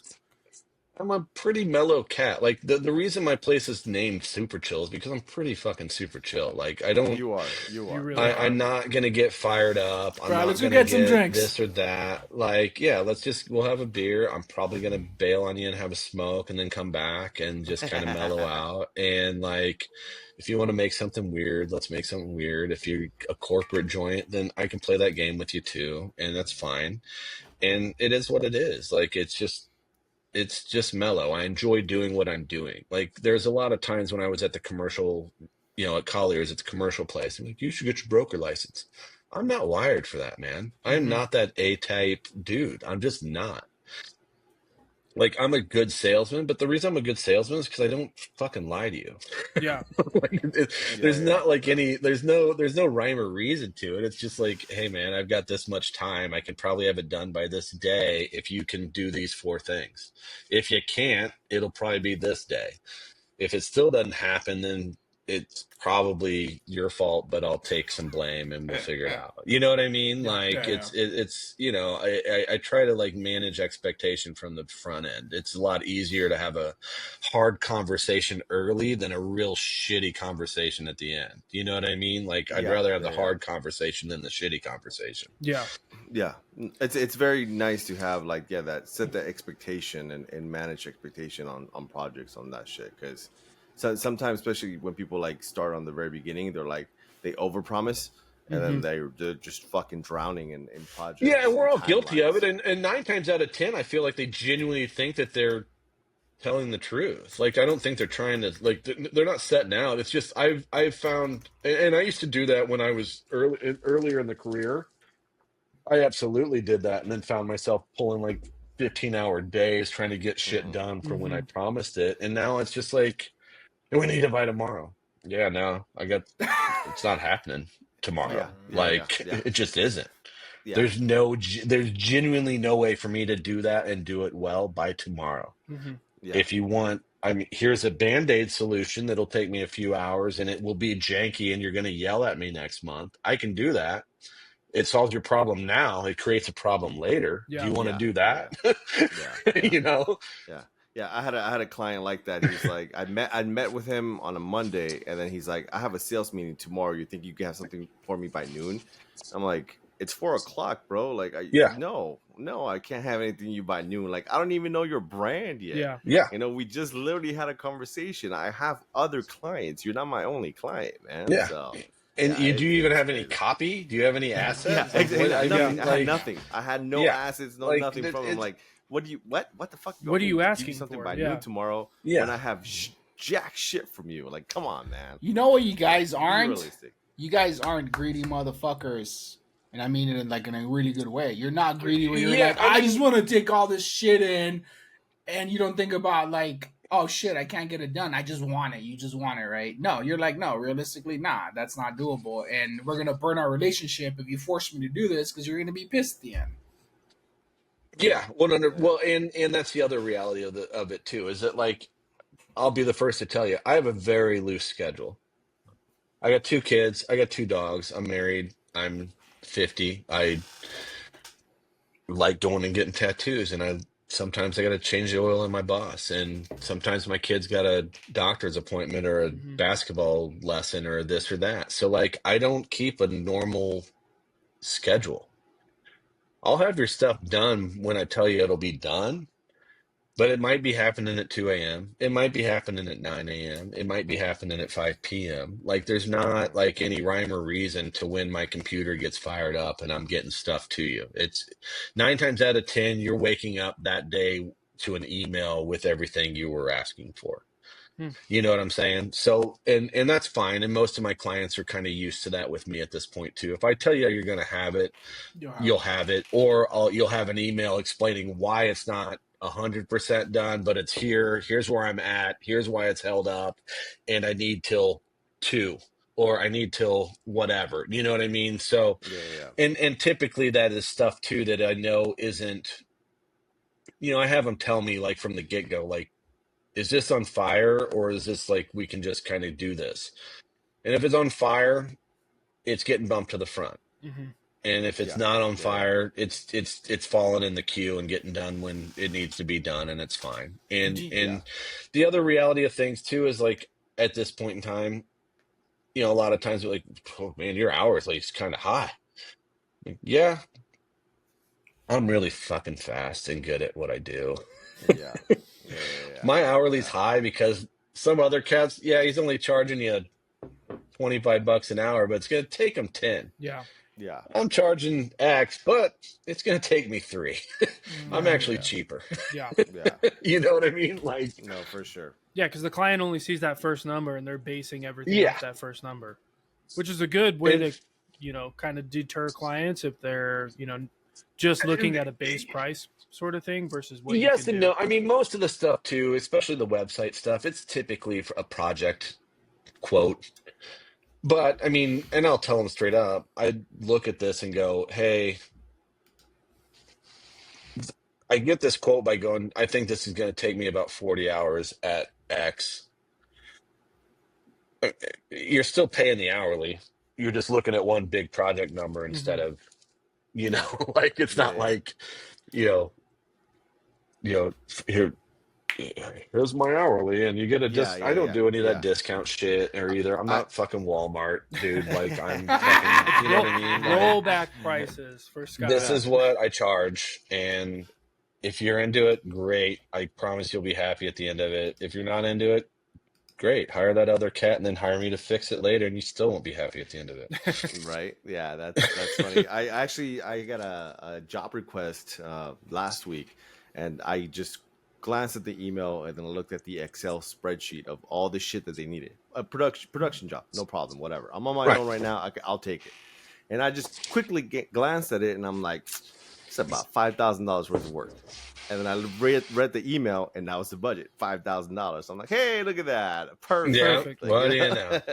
like, I don't even know how many hours or anything, but just the experience that I have now and the shit that I was just quickly reading, I'm like, yeah, this it won't take me long to do it, but I'm gonna do it fucking good. I'm gonna do it the right Yeah. way, and it's gonna be fast. But it's You're gonna get it cost done you the know, right and- way the first time, not Exactly. after 2 Well- or 4 or 5 revisions. Well, and there's certain clients now too that I've worked with them enough where I know their pricing's come down mostly because they aren't hammering me with weird revisions. They're not hammering me with weird, like, can you make the logo bigger? Or, hey, well, I don't like, you know what I mean? Like, Yeah. they're basically like, just tick off all the boxes and we're probably good. I might shimmy this or that, but pretty much that second email is a 10-minute fix and the project's over and I'm getting paid.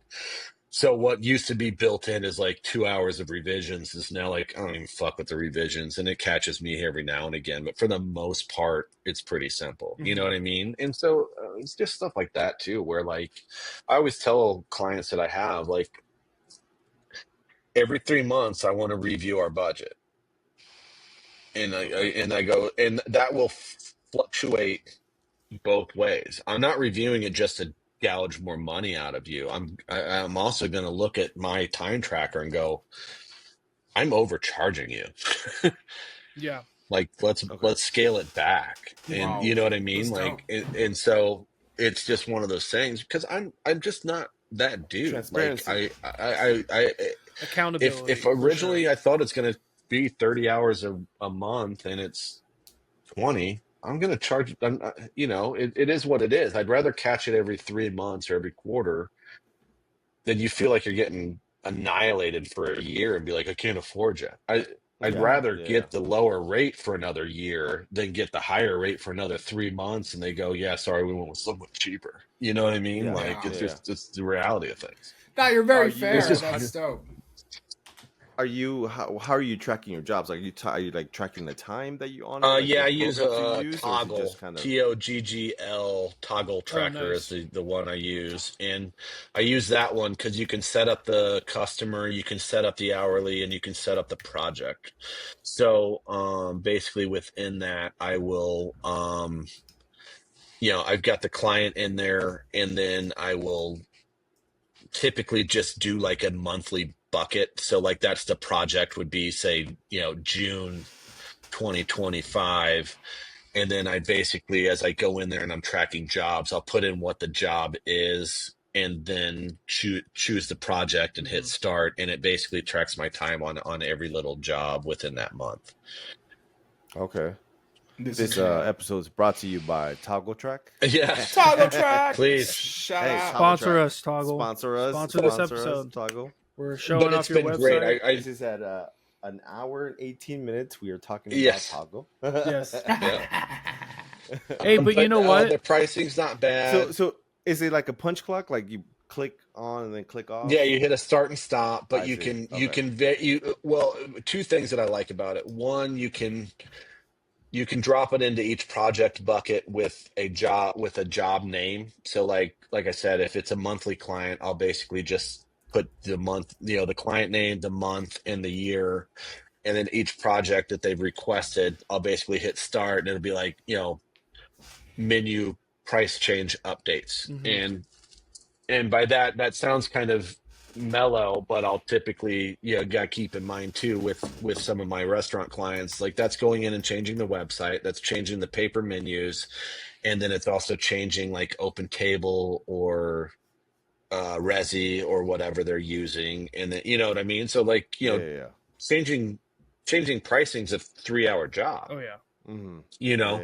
Yeah. So that'll clock it in there. And then the other nice part is at the end of the month, I can basically filter out reports based on projects and then export the hours that were billable at what price at whatever. And then I can kind of get an idea of how many hours I'm spending on them. If it's way under, I'll see the trend. If it's way over, I'll see the trend, and then I adjust accordingly with a conversation with them after a couple, usually about every quarter. I try to at least see if I'm kind of on the money, if I'm low, if I'm high. Okay, Oh, I got a wow. question Okay. for you. Wow, that's crazy. If you can talk about it. Mhm. You charge whatever per hour. I think it was like 175 on your website.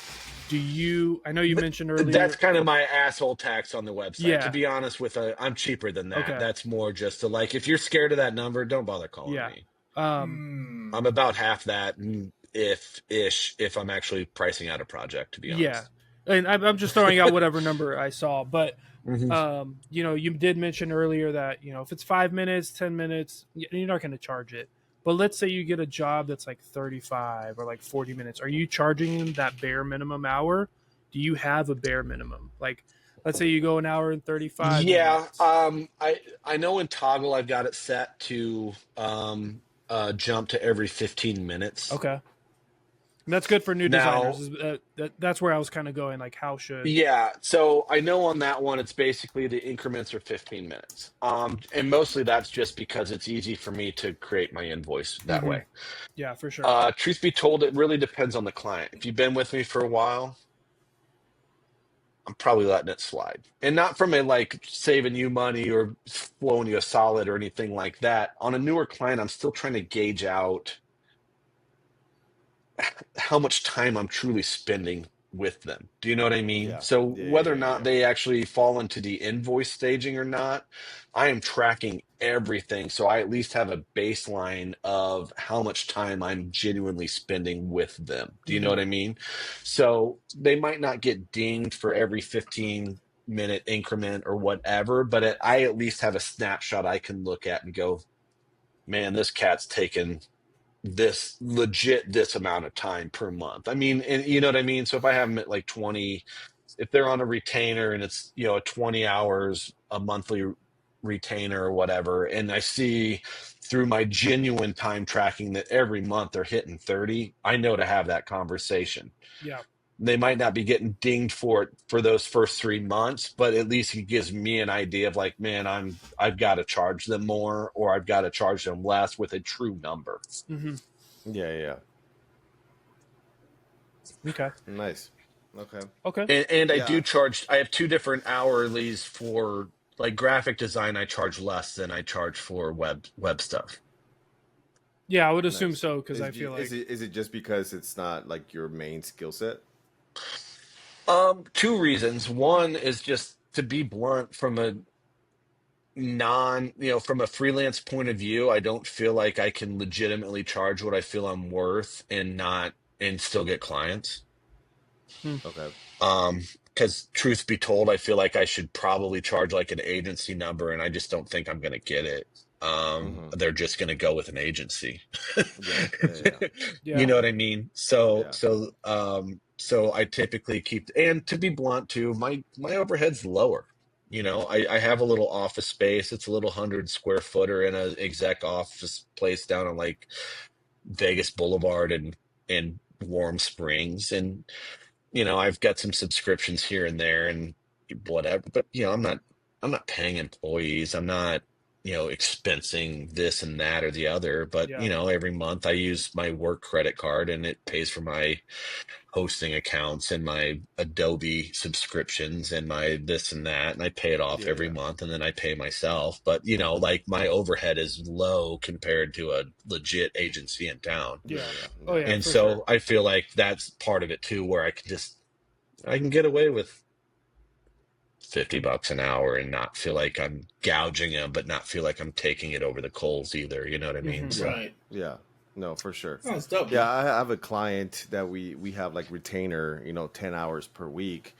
But there's times where I'm like, hey man, this thing took me like 2 hours. Like I'll charge that. Like don't even worry about the 10 hours. Or it's been a month and it's like, hey, I only worked on your stuff for like 5 hours this entire month. So like, man, just I've got an offer. So something I do with my clients is I will roll over up to I think I've got it at 5 hours. So yeah, if say they're 20 hours a month retainer, I will roll over up to 5 of those. So because there's certain months too where they have a smaller, it's more just like Slow down. maintenance. But then all of a sudden they've got some big campaign and it's going to be more. I'll keep a little bit of a tally of those unused hours and kind of say, hey, remember in March and April where we only used 12 of the 15? I'm going to kind of use those other 6 to not really blow this project out of the water for you in May. You know what I mean? To an extent. So I will kind of keep a little bit of an idea as well with that reporting through Toggle of like, this one was under, this one was under, this one went over, and they all, truth be told, every year it almost always evens out within an hour or two. Yeah. Almost always. Yeah. Mm.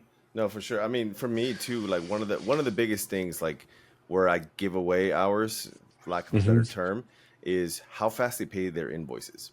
Ooh, So yeah, that is for a good me, one. if they pay the invoice, like almost all my clients pay the invoices within a week. And that makes me super happy.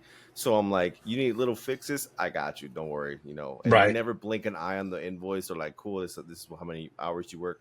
No problem. That makes me like feel appreciated as a designer. I'm not just some fucking freelancer like, oh, send this shit to Pete. He sends it back. Whatever. We'll pay him in 30 days.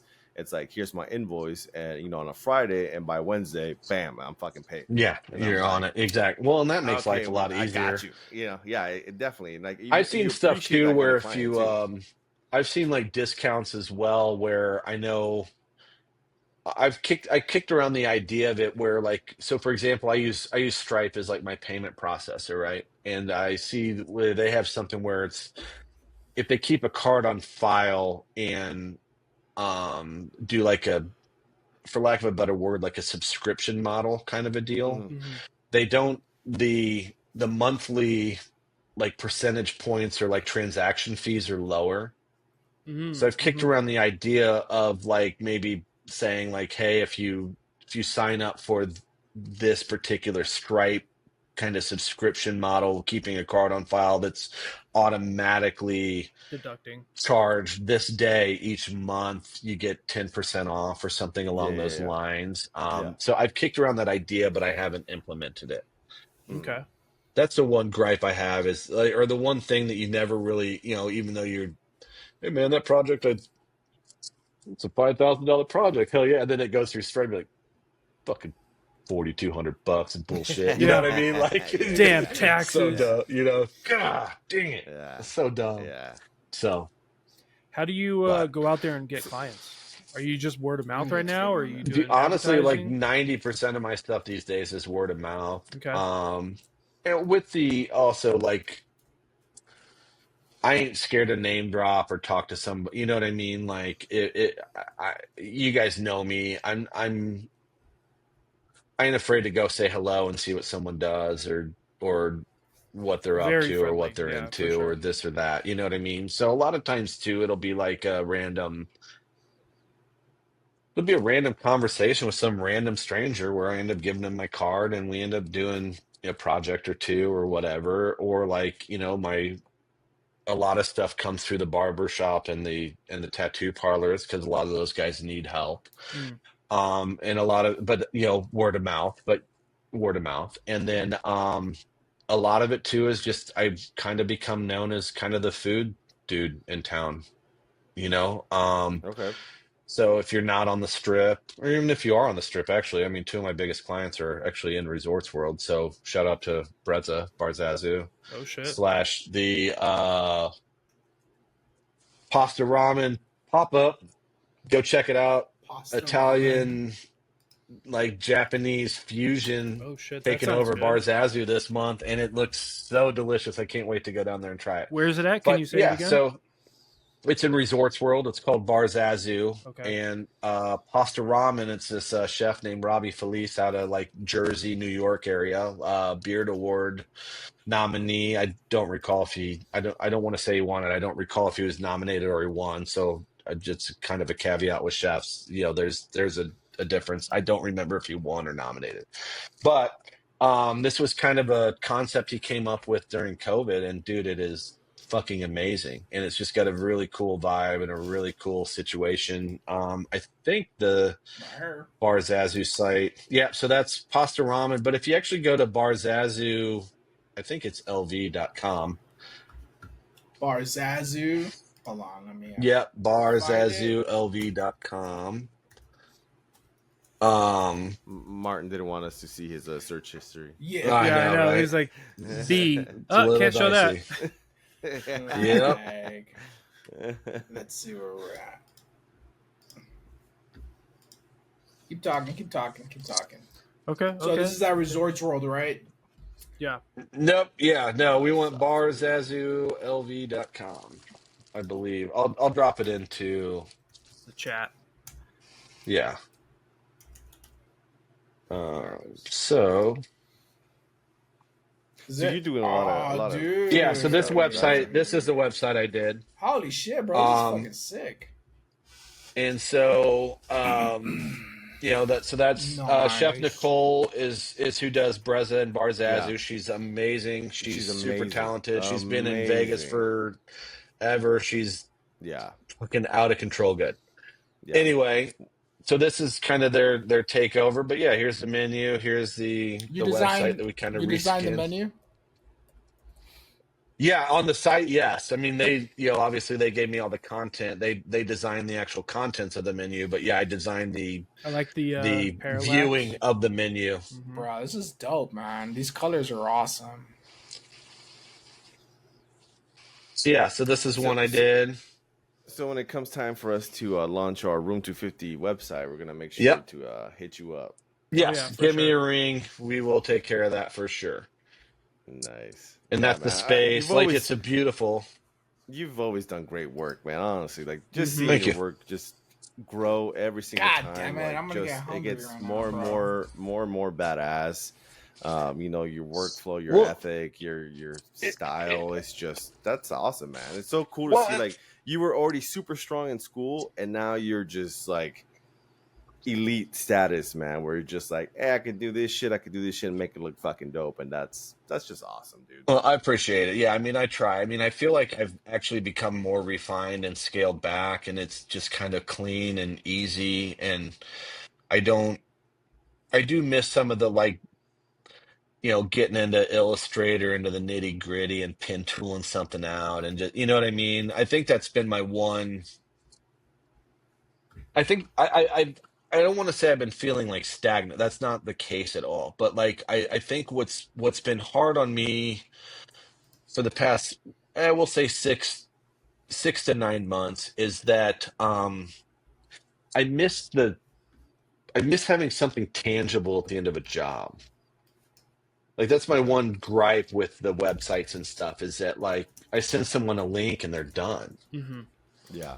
I want a fucking t-shirt or a board or a book or a pen or a what, like I want something tangible to go, look what I made, feel it, touch it, smell it. You know what I mean? Like that's been my one That's how I felt one about kind the of last one that I did, my magazine that I did. I was like, yes, I got one in Yeah. the mail. Like I've got I something to designed it and shit, hold. but I'm I, like, fuck yeah. yeah, you Yeah, know what I for mean? sure. And I Yeah. There's something special about just working with your hands and like getting in there and doing that stuff. Well, no, I'm saying like getting the actual product afterwards. You know, like Gotcha. you said, you do Yeah. the website, you send the link, and then it's done. Like you have yeah, it's no kind of over, man. physical- There's physical not like fucking a thing that you're holding. yeah. That you're like, hey, check this out. Like I made like you said, a T-shirt, a skateboard, a hat, a wood piece, something. But it's like, Yeah, just something I get it. physical to like just kind of be, you know, an actual like not digital product, you know? Yeah. So I think that's been, you know, that's something I want to remedy in the next, couple weeks to months is like kind of thinking of some sort of concept or something, even if it's just, I think last time I saw y'all, I gave you a few of the pins that I made, and Yeah. Bro, I have um that. just I weird shit I like have that where my Kevlar back here. yeah, But yeah. so like just I'm about due for something along those lines, Right just to there. have something. There it is, create mischief. Create mischief. Yup. Yep. So for someone like you, like where do you go or how do you get inspired? Like what like do you go to sites? Do you like other designers? Like how do you get your inspiration? Mostly it's still my biggest influence still is just kind of the dudes that are making skateboard graphics. So like Todd Francis would be a real big one. He does like all the uh, for lack of like the people that don't skate won't know what I'm talking about, but he does like all the deluxe stuff. So basically like real anti-hero. He doesn't really do the crooked stuff. Mark Gonzalez does most of that, but like big time into the anti-hero stuff. And so Todd Francis is like a big one. He does all the like weird pigeon stuff for like Vans Okay. and all that. Like if you saw it, you'd be like, oh yeah, I know who that dude is. Yes, right But he there. just it's just yeah, so there you go. But he does like calendars and stuff like that. But I think he's one of the most talented dudes ever. He's really just witty and Oh, funny super and cool just stuff. comes up with the craziest shit. Like it's just awesome. So he's big up there. A lot of those old school dudes kind of like in the old like uh That's fucking juxtaposes awesome. and stuff back in the day with like Jeremy Fish and you know I still love all the old Shepard Fairey stuff, even though like Hmm. all that kind of propaganda kind of deal. Another big one for me is shit, I'm spacing his name. He does Roger skateboards out of Austin, Texas, and I believe he's the editor or the creative director for Thrasher now. Michael Sieben. He's another one that I just feel is insanely talented. What's his name? It's actually Sieben. Come on, Martin. The You fuck? don't know how to spell a name? God, come on, Hell man. no, bro. Come on. Alright, Schwarzenegger. It's easy. Yeah, so he does all he owns well I yeah, he does Roger skateboards and just does a bunch of like Thrasher magazine stuff. So that's like I'm just dope, super bro. into his stuff as well. Hmm. Yeah, If you that's definitely you. That's check out that definitely you Jeremy for sure. Fish one. Jeremy Fish is insane. He does these really weird like animal mashups with like like turtles with like old VW buses as their like shells and stuff like that. Oh, that's so good. And he's big baseball fan with like the Giants. He's an FSF, so we'll let that one slide.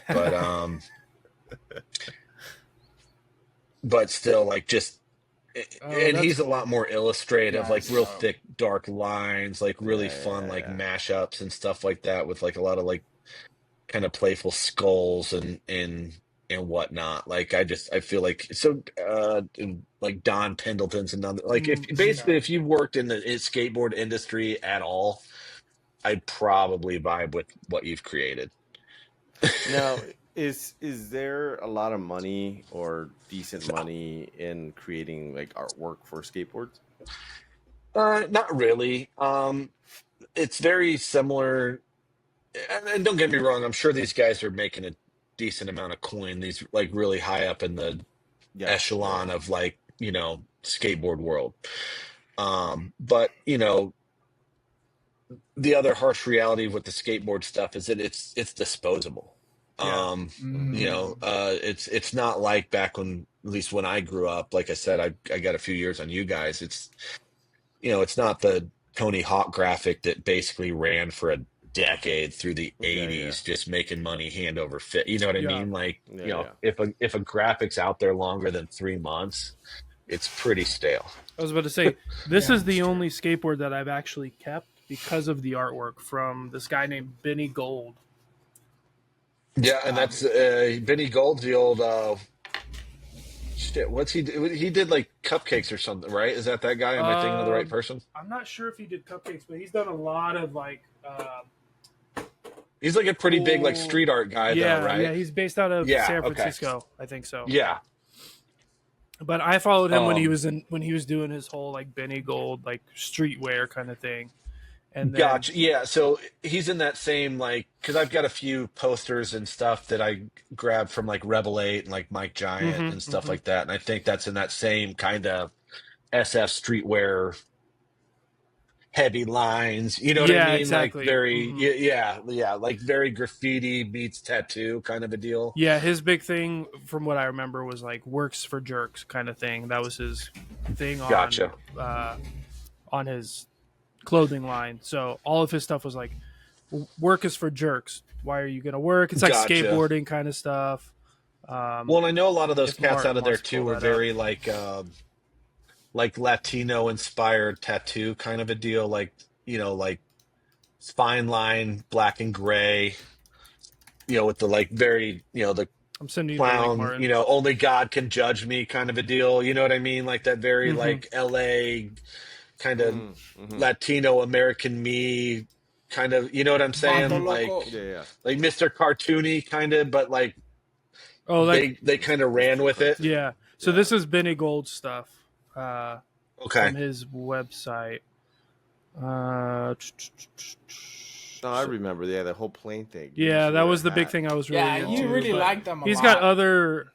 If you go up, I think he's got like work or... What's that? That mashup right there? That's from like... that M mash. That's from like cycling. The second one. With the glove. Nice. Yeah, mash. All those guys were super into like the fixed gears and all that shit. Yeah, that was when I was really into fixed gears too. Yeah. So, yeah, he's got some really cool work. And he translated all of it over into his clothing line. What's a fixed gear? Just like one gear? Yeah, just one fixed gear. Is no brake either. Yeah, like so no the brakes. No freewheel either. So like it's one gear, but the sprocket in the front and the back work as one. So if you're going to stop, you actually just stop pedaling and it quits the wheel from rolling, kind of a deal. Like it's locked in. Yeah. Isn't that like really bad for your knees? Yeah, don't tell me about that. My knees hurt just thinking about it. But I mean, it's got its perks. Didn't Kevin Bacon do like a bike messenger movie in the 80s? I think so. Probably makes me think of that. Yeah, I don't know. That's funny. Yeah, so I'd gotten into him, you know, like his design stuff through seeing his clothing wear, and yeah, it definitely made me think of all the times we had skateboard art, you know, and I wanted the one that I have. That's the one, you know. I've got like a few up up on the wall that I've kept. I've only kept a handful over the years. I mean, there's very few that I felt the need to not just skateboard and call it a day. If I would have known then what I know now, I would have kept a lot more shit. Just because of the access I had. I mean, I worked at, you know, skateboard distributors, skateboard shops, all that stuff. I mean, weird story back. So when I lived in Houston, I worked at a skateboard distributor there called South Shore. The skate park there is called Southside. South Shore is like a skateboard distributor down there. So this would have been like late 90s. I think I left Texas in like 01, if I remember correctly. So this would have been like, you know, 98, 97, 98, 99, 90, you know, in that range. And one of our clients that we sold to was Supreme, but it was before Supreme was Supreme. Mm-hmm. And they used to just send us shirts all the time. And so like I'd have like Supreme shirts in the baggies from like 97 that I went and sold at Buffalo Exchange for $8 to go get drunk that night. If I would have kept a hold of them, I'd be sitting on like those. That's like buying crypto. You know what I mean? Yeah, right. You didn't know Bitcoin. Bro, when we lived in Cali, man, we grew up poor, right? And this was fucking in the 90s, dude. And we were literally rocking fucking the little crocodile shit where it wasn't even popular. Right? Yeah, that's all we could afford was the little crocodile, dude. And then they got super expensive. Yep. I don't know if they're still like around, but that's hilarious. Isn't Lacoste? Lacoste, yeah. I got a weird one for you. Yeah. Yeah. So I lived in Houston. We used to go to this bar and hang out after we went skating or just in general. And so we were there one night and we had these old 80s boards that we'd ride to the bar so we wouldn't have to so we wouldn't drive or whatever, you know what I mean? And Nice. I still remember it. It was a Sims flagship. It's from the 80s. It had like a big British flag on the bottom of it, like red and blue with like rails and the whole deal. And that's what we kind of cruised around. That was like our drunk board, our beer run board. And we were at this bar, and Bushwick Bill from Ghetto Boys came to like hang out there because they were from like the hood down there in Houston. And I had him sign the board. I wish I would have kept it because I didn't. I ended up skating it and breaking it and just throwing it away. Damn. But so like, yeah, just dumb crap like that would have, I had a Bushwick Bill autographed 80s skateboard hanging on my wall. That would be pretty dope, but I don't. Oh man. Oh well, you know what? Yeah, but that's the thing. Yeah. The boards are meant to be skated. It's just like all art, you know? True. Yeah, and I started skating. Back to the Future was my catalyst into skate. Well, all of us started skating. And like, if you were born in 75, like I was, around 85, 86, everyone got a board. That was like your Christmas complete. And I started skating around then. And dude, I just kept doing it. I mean, like it tapered off in high school a little bit just because I was, I played on like traveling soccer teams and played high school soccer and all that stuff, and then picked it up again when I turned like 18 or 19 and just never stopped. I mean, I don't skate much anymore, but I still have a board in the garage. I still take the kids to the park here every now and again. I can still roll around. My tricks are gone. I can't do shit, but I can roll around. It's muscle memory, bro. I'm but sure. yeah, I want to get I sucked at skateboarding, but I want to get a one wheel, those electric big ass like scooter. Have you seen? Oh those? yeah, I've seen those one. cats like cruising Yeah. around like full on like full face helmets and shit, like just barging I've seen, streets. I've seen people. Yeah, it's it gnarly. has like a rear light and a front light too that you can ride at night. I'm like, those things are pretty sick. I tried skateboarding and it was not for me whatsoever. The learning curve's high. I mean, it's one of those, like, it takes you a while. Once you kind of learn how to ollie, like, it kind of opens up the whole thing for you. Countless but, hours. you know, like that learning how to ollie, though, will beat the hell out of you for 6 months until you figure that out. And you're still not going to be good, but you can kind of ollie over a crack. You know what I mean? Yeah.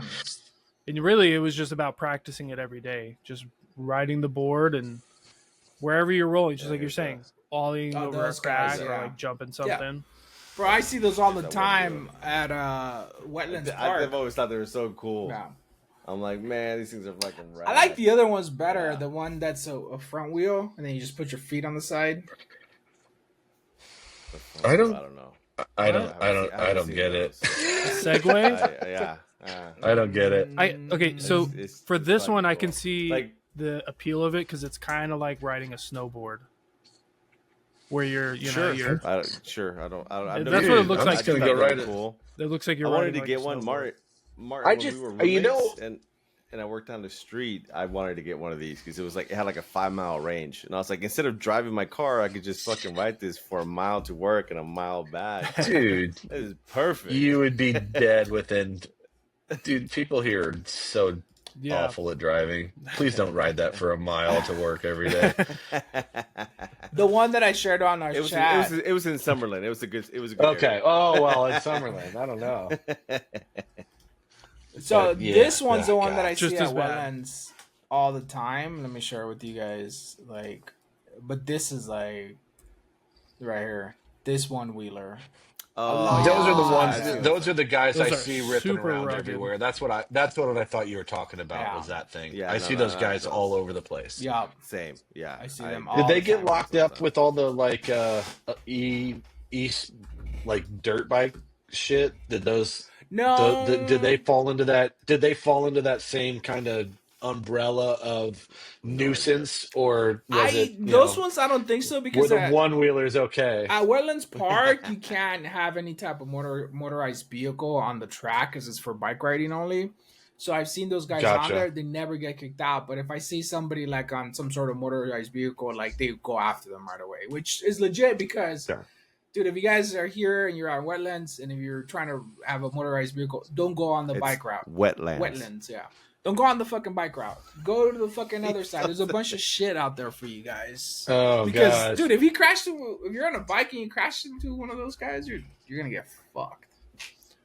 You're talking Well, about like you're an not. e-bike. They though, are. not the. Yeah. You're talking about e-bikes.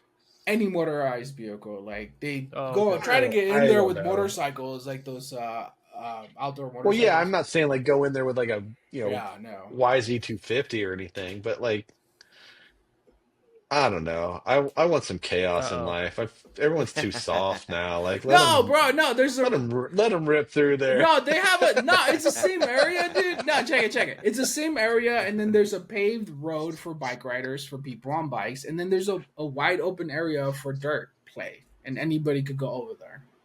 It's like stay on your side. But not anybody. The bikes can't go over there. Yeah, if you have a mountain bike, you can go up there, or a hybrid. Oh, but not anything electric, basically. Yeah, if you're on the paved stuff, the electric stuff shouldn't be on there because then you could really hurt somebody if they crash. Because people crash. He's like, yeah, I want chaos. All right. I think we lost. Oh, we lost Sly. His computer probably overheated. Like, if someone's listening to right now that's like, hey, I'm thinking about going into web design, like, what kind of advice would you give to that person? Find an entry-level gig somewhere and learn all the ropes first. I'm not saying like you shouldn't do freelance on the side or anything like that, but like if you're just straight up going into freelance, there's so much you're just not going to know yet. Like you're going to need a few years of just getting your ass handed to you and kind of learning what hosting's good, what plugins do I need to go with that hosting, what like there's a lot of trial and error there that you just kind of got to like figure out. And also like as much as you don't need code now, you still need it. There's a lot of times I am sifting through code trying to figure out what someone else wrote, what someone else did, or just a basic understanding of like what padding I want on mobile or different breakpoints and stuff like that. So like I'm not saying that you need to like be able to just go write HTML, but it helps. It helps a lot. I mean, there's a lot of times where I'm wrapping some sort of tag around something just to get the desired effect without trying to write a bunch of more other code to do it. You know what I mean?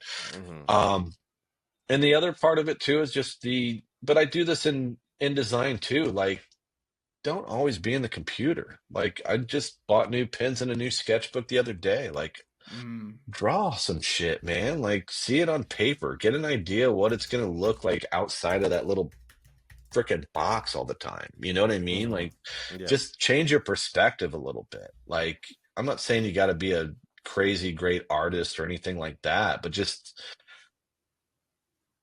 change the perception a little bit here and there. You know what I mean? Like, just to switch it up, just to kind of see something you might not, or get an idea of like what it's going to look like on white even. You know what I mean? Like that might just help a little bit. Like, just don't always be married to the computer. There's lots of stuff you can do before you even get in there that might help you along the way a little bit. But yeah, I mean, if you're just starting out in web, I would say go find a gig for a year or two. Take those lumps, let them know that you're just going to get chewed up and spit out after 2 years. But you're going to have, those 2 years are going to make you so much more money on your own later on than all the trial and error and bullshit that you're going to go through not going through those 2 years. Yeah. I mean, what was that place that everyone went and worked out of AI for like 2 years and they all got chewed up and spit out, but they all learned so much. I remember like Resto was there. Yeah. Virgin. And Virgin. Was it Virgin? Yeah, maybe it was. Yeah, where like almost everyone got hired in there. They all lasted like 18 months to 24 months, and then they all just were like ready to start their and they didn't. Virgin didn't seem to care either. Like they just they knew revolving door. Yeah. They knew the cycle. Yeah, you know what I mean? But how much did you learn in that year that you would have floundered through on your own for what, 5? For real. Yeah. True. As much as that sucked, it was like a rite of passage, you know what I mean? Yeah. And I think you still need some of those rites of passage. Like you just can't jump out and be like, I only like this thing, so I'm only gonna, dude, you're gonna get chewed up. Like exactly. Yeah, you you need that gotta, experience for sure. yeah, Yeah, because 100%.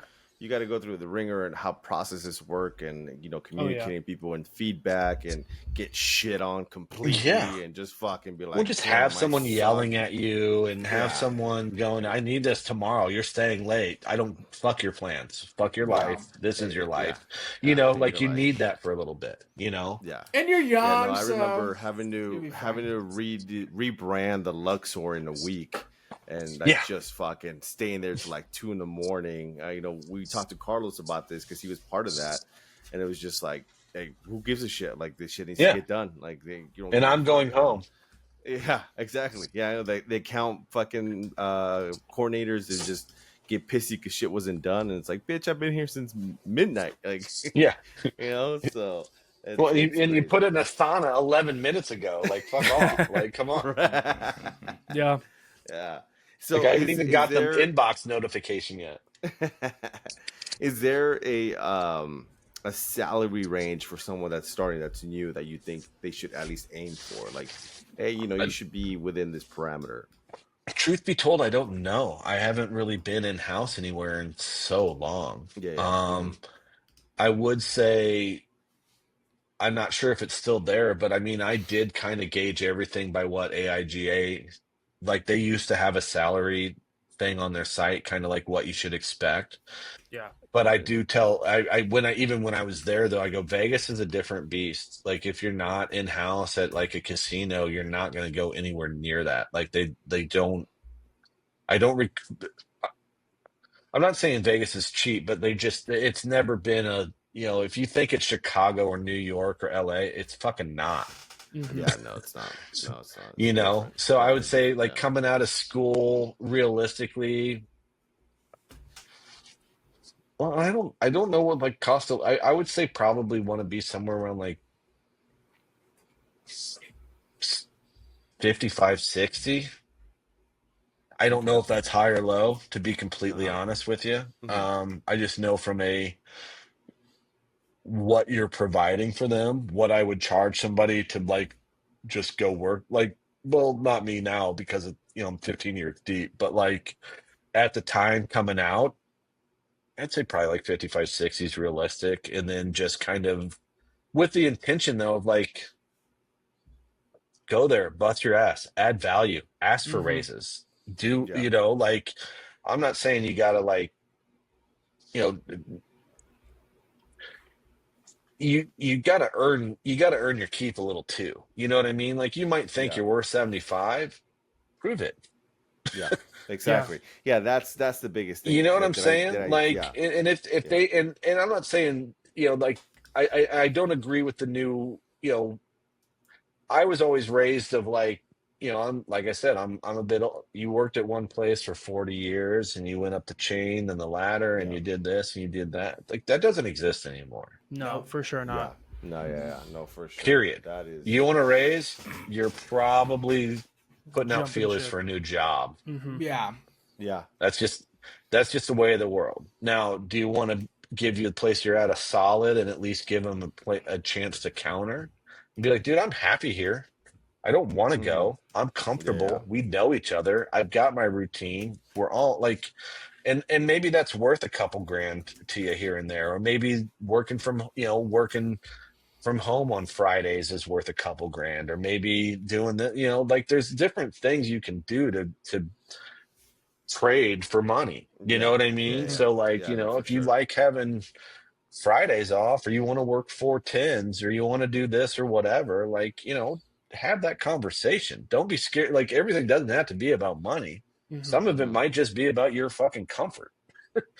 Yeah. And then put a dollar very value true. on it. You know what I mean? Like it's, places are a lot more flexible now because of COVID and work from home and all that stuff where, you've got some options. You don't, you might really be happy somewhere. You just wish you had Fridays off. Talk to them about 4 10s or, whatever. You know what I'm saying? Like there's a lot of ways to keep everyone happy without bailing. You just might have to get a little creative. It doesn't have to equal $7 grand every time you have a fucking conversation. You know what I mean? there's different ways to do it. But I would definitely say if you're just starting out, go somewhere and learn the ropes. Just get your ass handed to you for a little bit, especially if you're young. And also just don't be keep learning. Like keep follow a podcast, go to this, go to Follow you know the what I Room mean? Like 250 podcast. Yeah. well, follow Room 250, go to Network. whatever. Just there's lots of different places you get inspiration. Maybe it's an industry you wish you worked with more. Go see what they need. Mm-hmm. Yeah. No, for sure. You know what I mean? Are you super into cars? Figure out a website solution for that. Figure out a graphic solution. Make your own brand, whatever. Yeah. I mean, these days, like you could throw up a site, create a Stripe account, get a third party direct to garment. They do the shipping where you eat $1.50 at Printify or Printful. Mm-hmm. Design some shirts, throw it on whatever the fuck you feel like throwing it on. Go, okay, they get their $1.50. For me to feel good about it, I'm selling them for $28. $13.50 goes to this guy, $1.50 goes to Printful. I'm making $8 every shirt I sell. But it's passive. Mm-hmm. You've already made the graphic. You've already you threw up the website or the whatever. All you got to do is make an account and import the fucking products. You don't even know how to do it. If you're a designer and you still have Gmail as your fucking email, I'm never hiring you. Go buy your URL. Yes. Fucking yes. Set up a Google Oh. freaking workspace for $6 a month. And if you want to design some shit and throw it on t-shirts or shower curtains or pillows, grab a Printful account, upload your design. It'll spit everything out for you. It's just passive income. Send it to the job you're trying to get. Whatever. Yeah. You know what I mean? Like, yeah. Dude, I'm a stickler with that email. Like, to me, it drives me insane.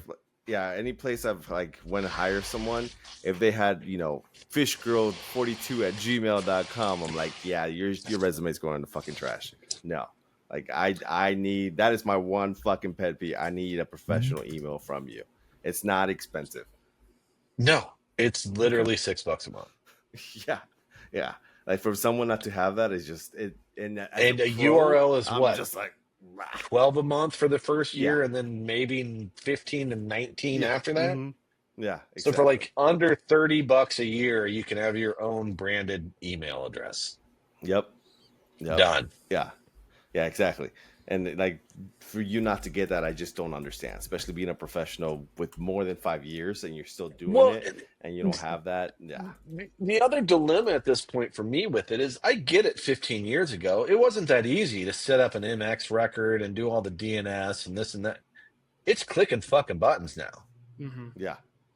Like it's not hard. Sure. It's harder to keep a Gmail account than it is to set up your own account. Like you're actively making your life harder. Yeah, no, for sure. Sure. Yeah, it like literally whenever I saw applications and it was just some Gmail or not even a professional name, I'm like, nope, that's it. Trash. Mm-hmm. How many did you still see that weren't like just their name dot last name, 23? Like would you still get super funky ones like when we were younger and you had like, Big Dick Daddy from Cincinnati at Yahoo and shit like that. You know what I mean? Like, did you ever get any where you're like, oh my God, for real? This thing is 28 years old.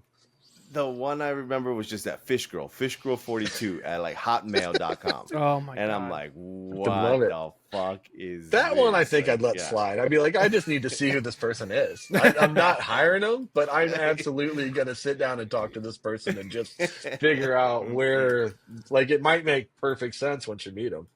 Yeah. No, sure. no, fuck that. You never know.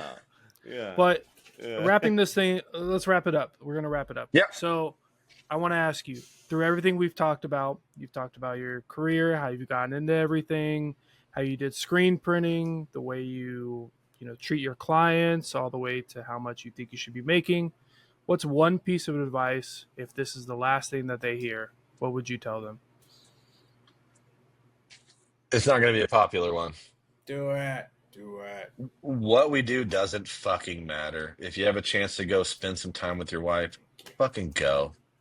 If you have time to go spend with your kid or a friend or a this or that or the other that's kind of going to be a life-changing experience or just a good time for you, go do it. Don't burn yourself out. We're not changing the fucking world here.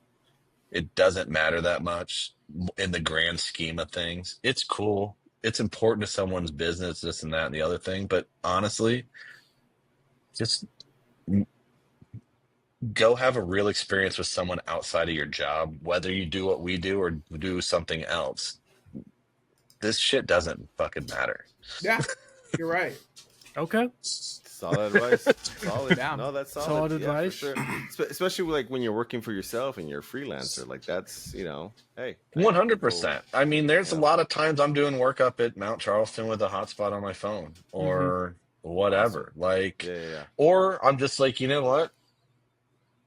It'll wait till tomorrow when I'm in my living room. We're going to go swimming or we're going to go hike Mary Jane Falls or we're going to go shoot hoops because you got a basketball game later and Yeah. that shit'll happen at 6:00 after all that stuff goes down. It's okay. Yeah. Yeah. It'll be totally okay if that thing is in the email box when they come into work tomorrow instead of in their email box at 4:38 and you've just bubbed out your daughter. Yeah. Yeah, No, That's for true. sure. You don't get those moments No, back that's- for sure. there you go. Yeah. But So Awesome. just, yeah. thank you so All right, much. brother. Stoked to see you it's guys, been dude. Everything you So guys. awesome, man. It's a great conversation.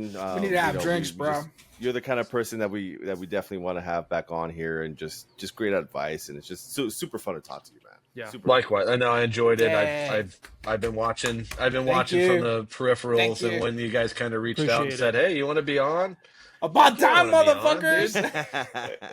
And but truth be told, though, too, like still this day, you've already had him on. Jordan still to me is one of the best designers I've ever Dude, seen. he's so fucking dope, man. I love his Yeah. artwork. He's so really good. fucking good. Aaron Wade, different level. Yup. Mhm. Yeah.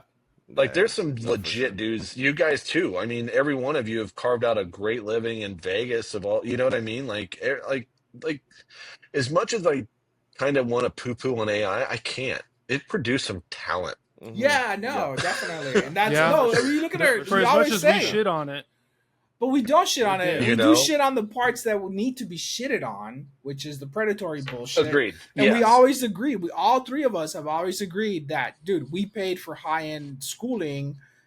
If it wasn't for the predatory shit, it would have been perfect, and it still would have been around. That's the sad part. That when that school went down, like it left a void all over the U.S. Agreed. because they had so many schools, and nobody else Mhm.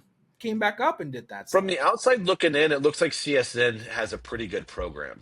I Yeah. don't know it internally. I don't know exactly what they're offering, but But they're not just AI. from the people I've seen in better they're than not, the, but from the people I've seen UNLV. involved, I feel like they're at least giving people a decent stepping stone to get into this industry. Yeah, no, in Dan one is doing shape a or great form. job at CSN, but it's only Dan. Well, and I mean, I had Chris Gardner. I don't know if he's still there, but he was for a little while. He was at AI towards the end in my um web program, and he was very good. He was very knowledgeable, had a legit understanding of things. So like just from the outside looking in, it looks like CSN is on the right track. Yeah, I'm not familiar with UNLVs. I don't know what they're doing or not doing. Non-existent. But No, UNLV is like UNLV is um, very disappointing. but that's on a whole nother episode. gotcha. Yeah. Well, Yeah. Have a good night, guys. thanks All y'all right, for guys. having Peace me. I out. appreciate Good it. stuff, guys.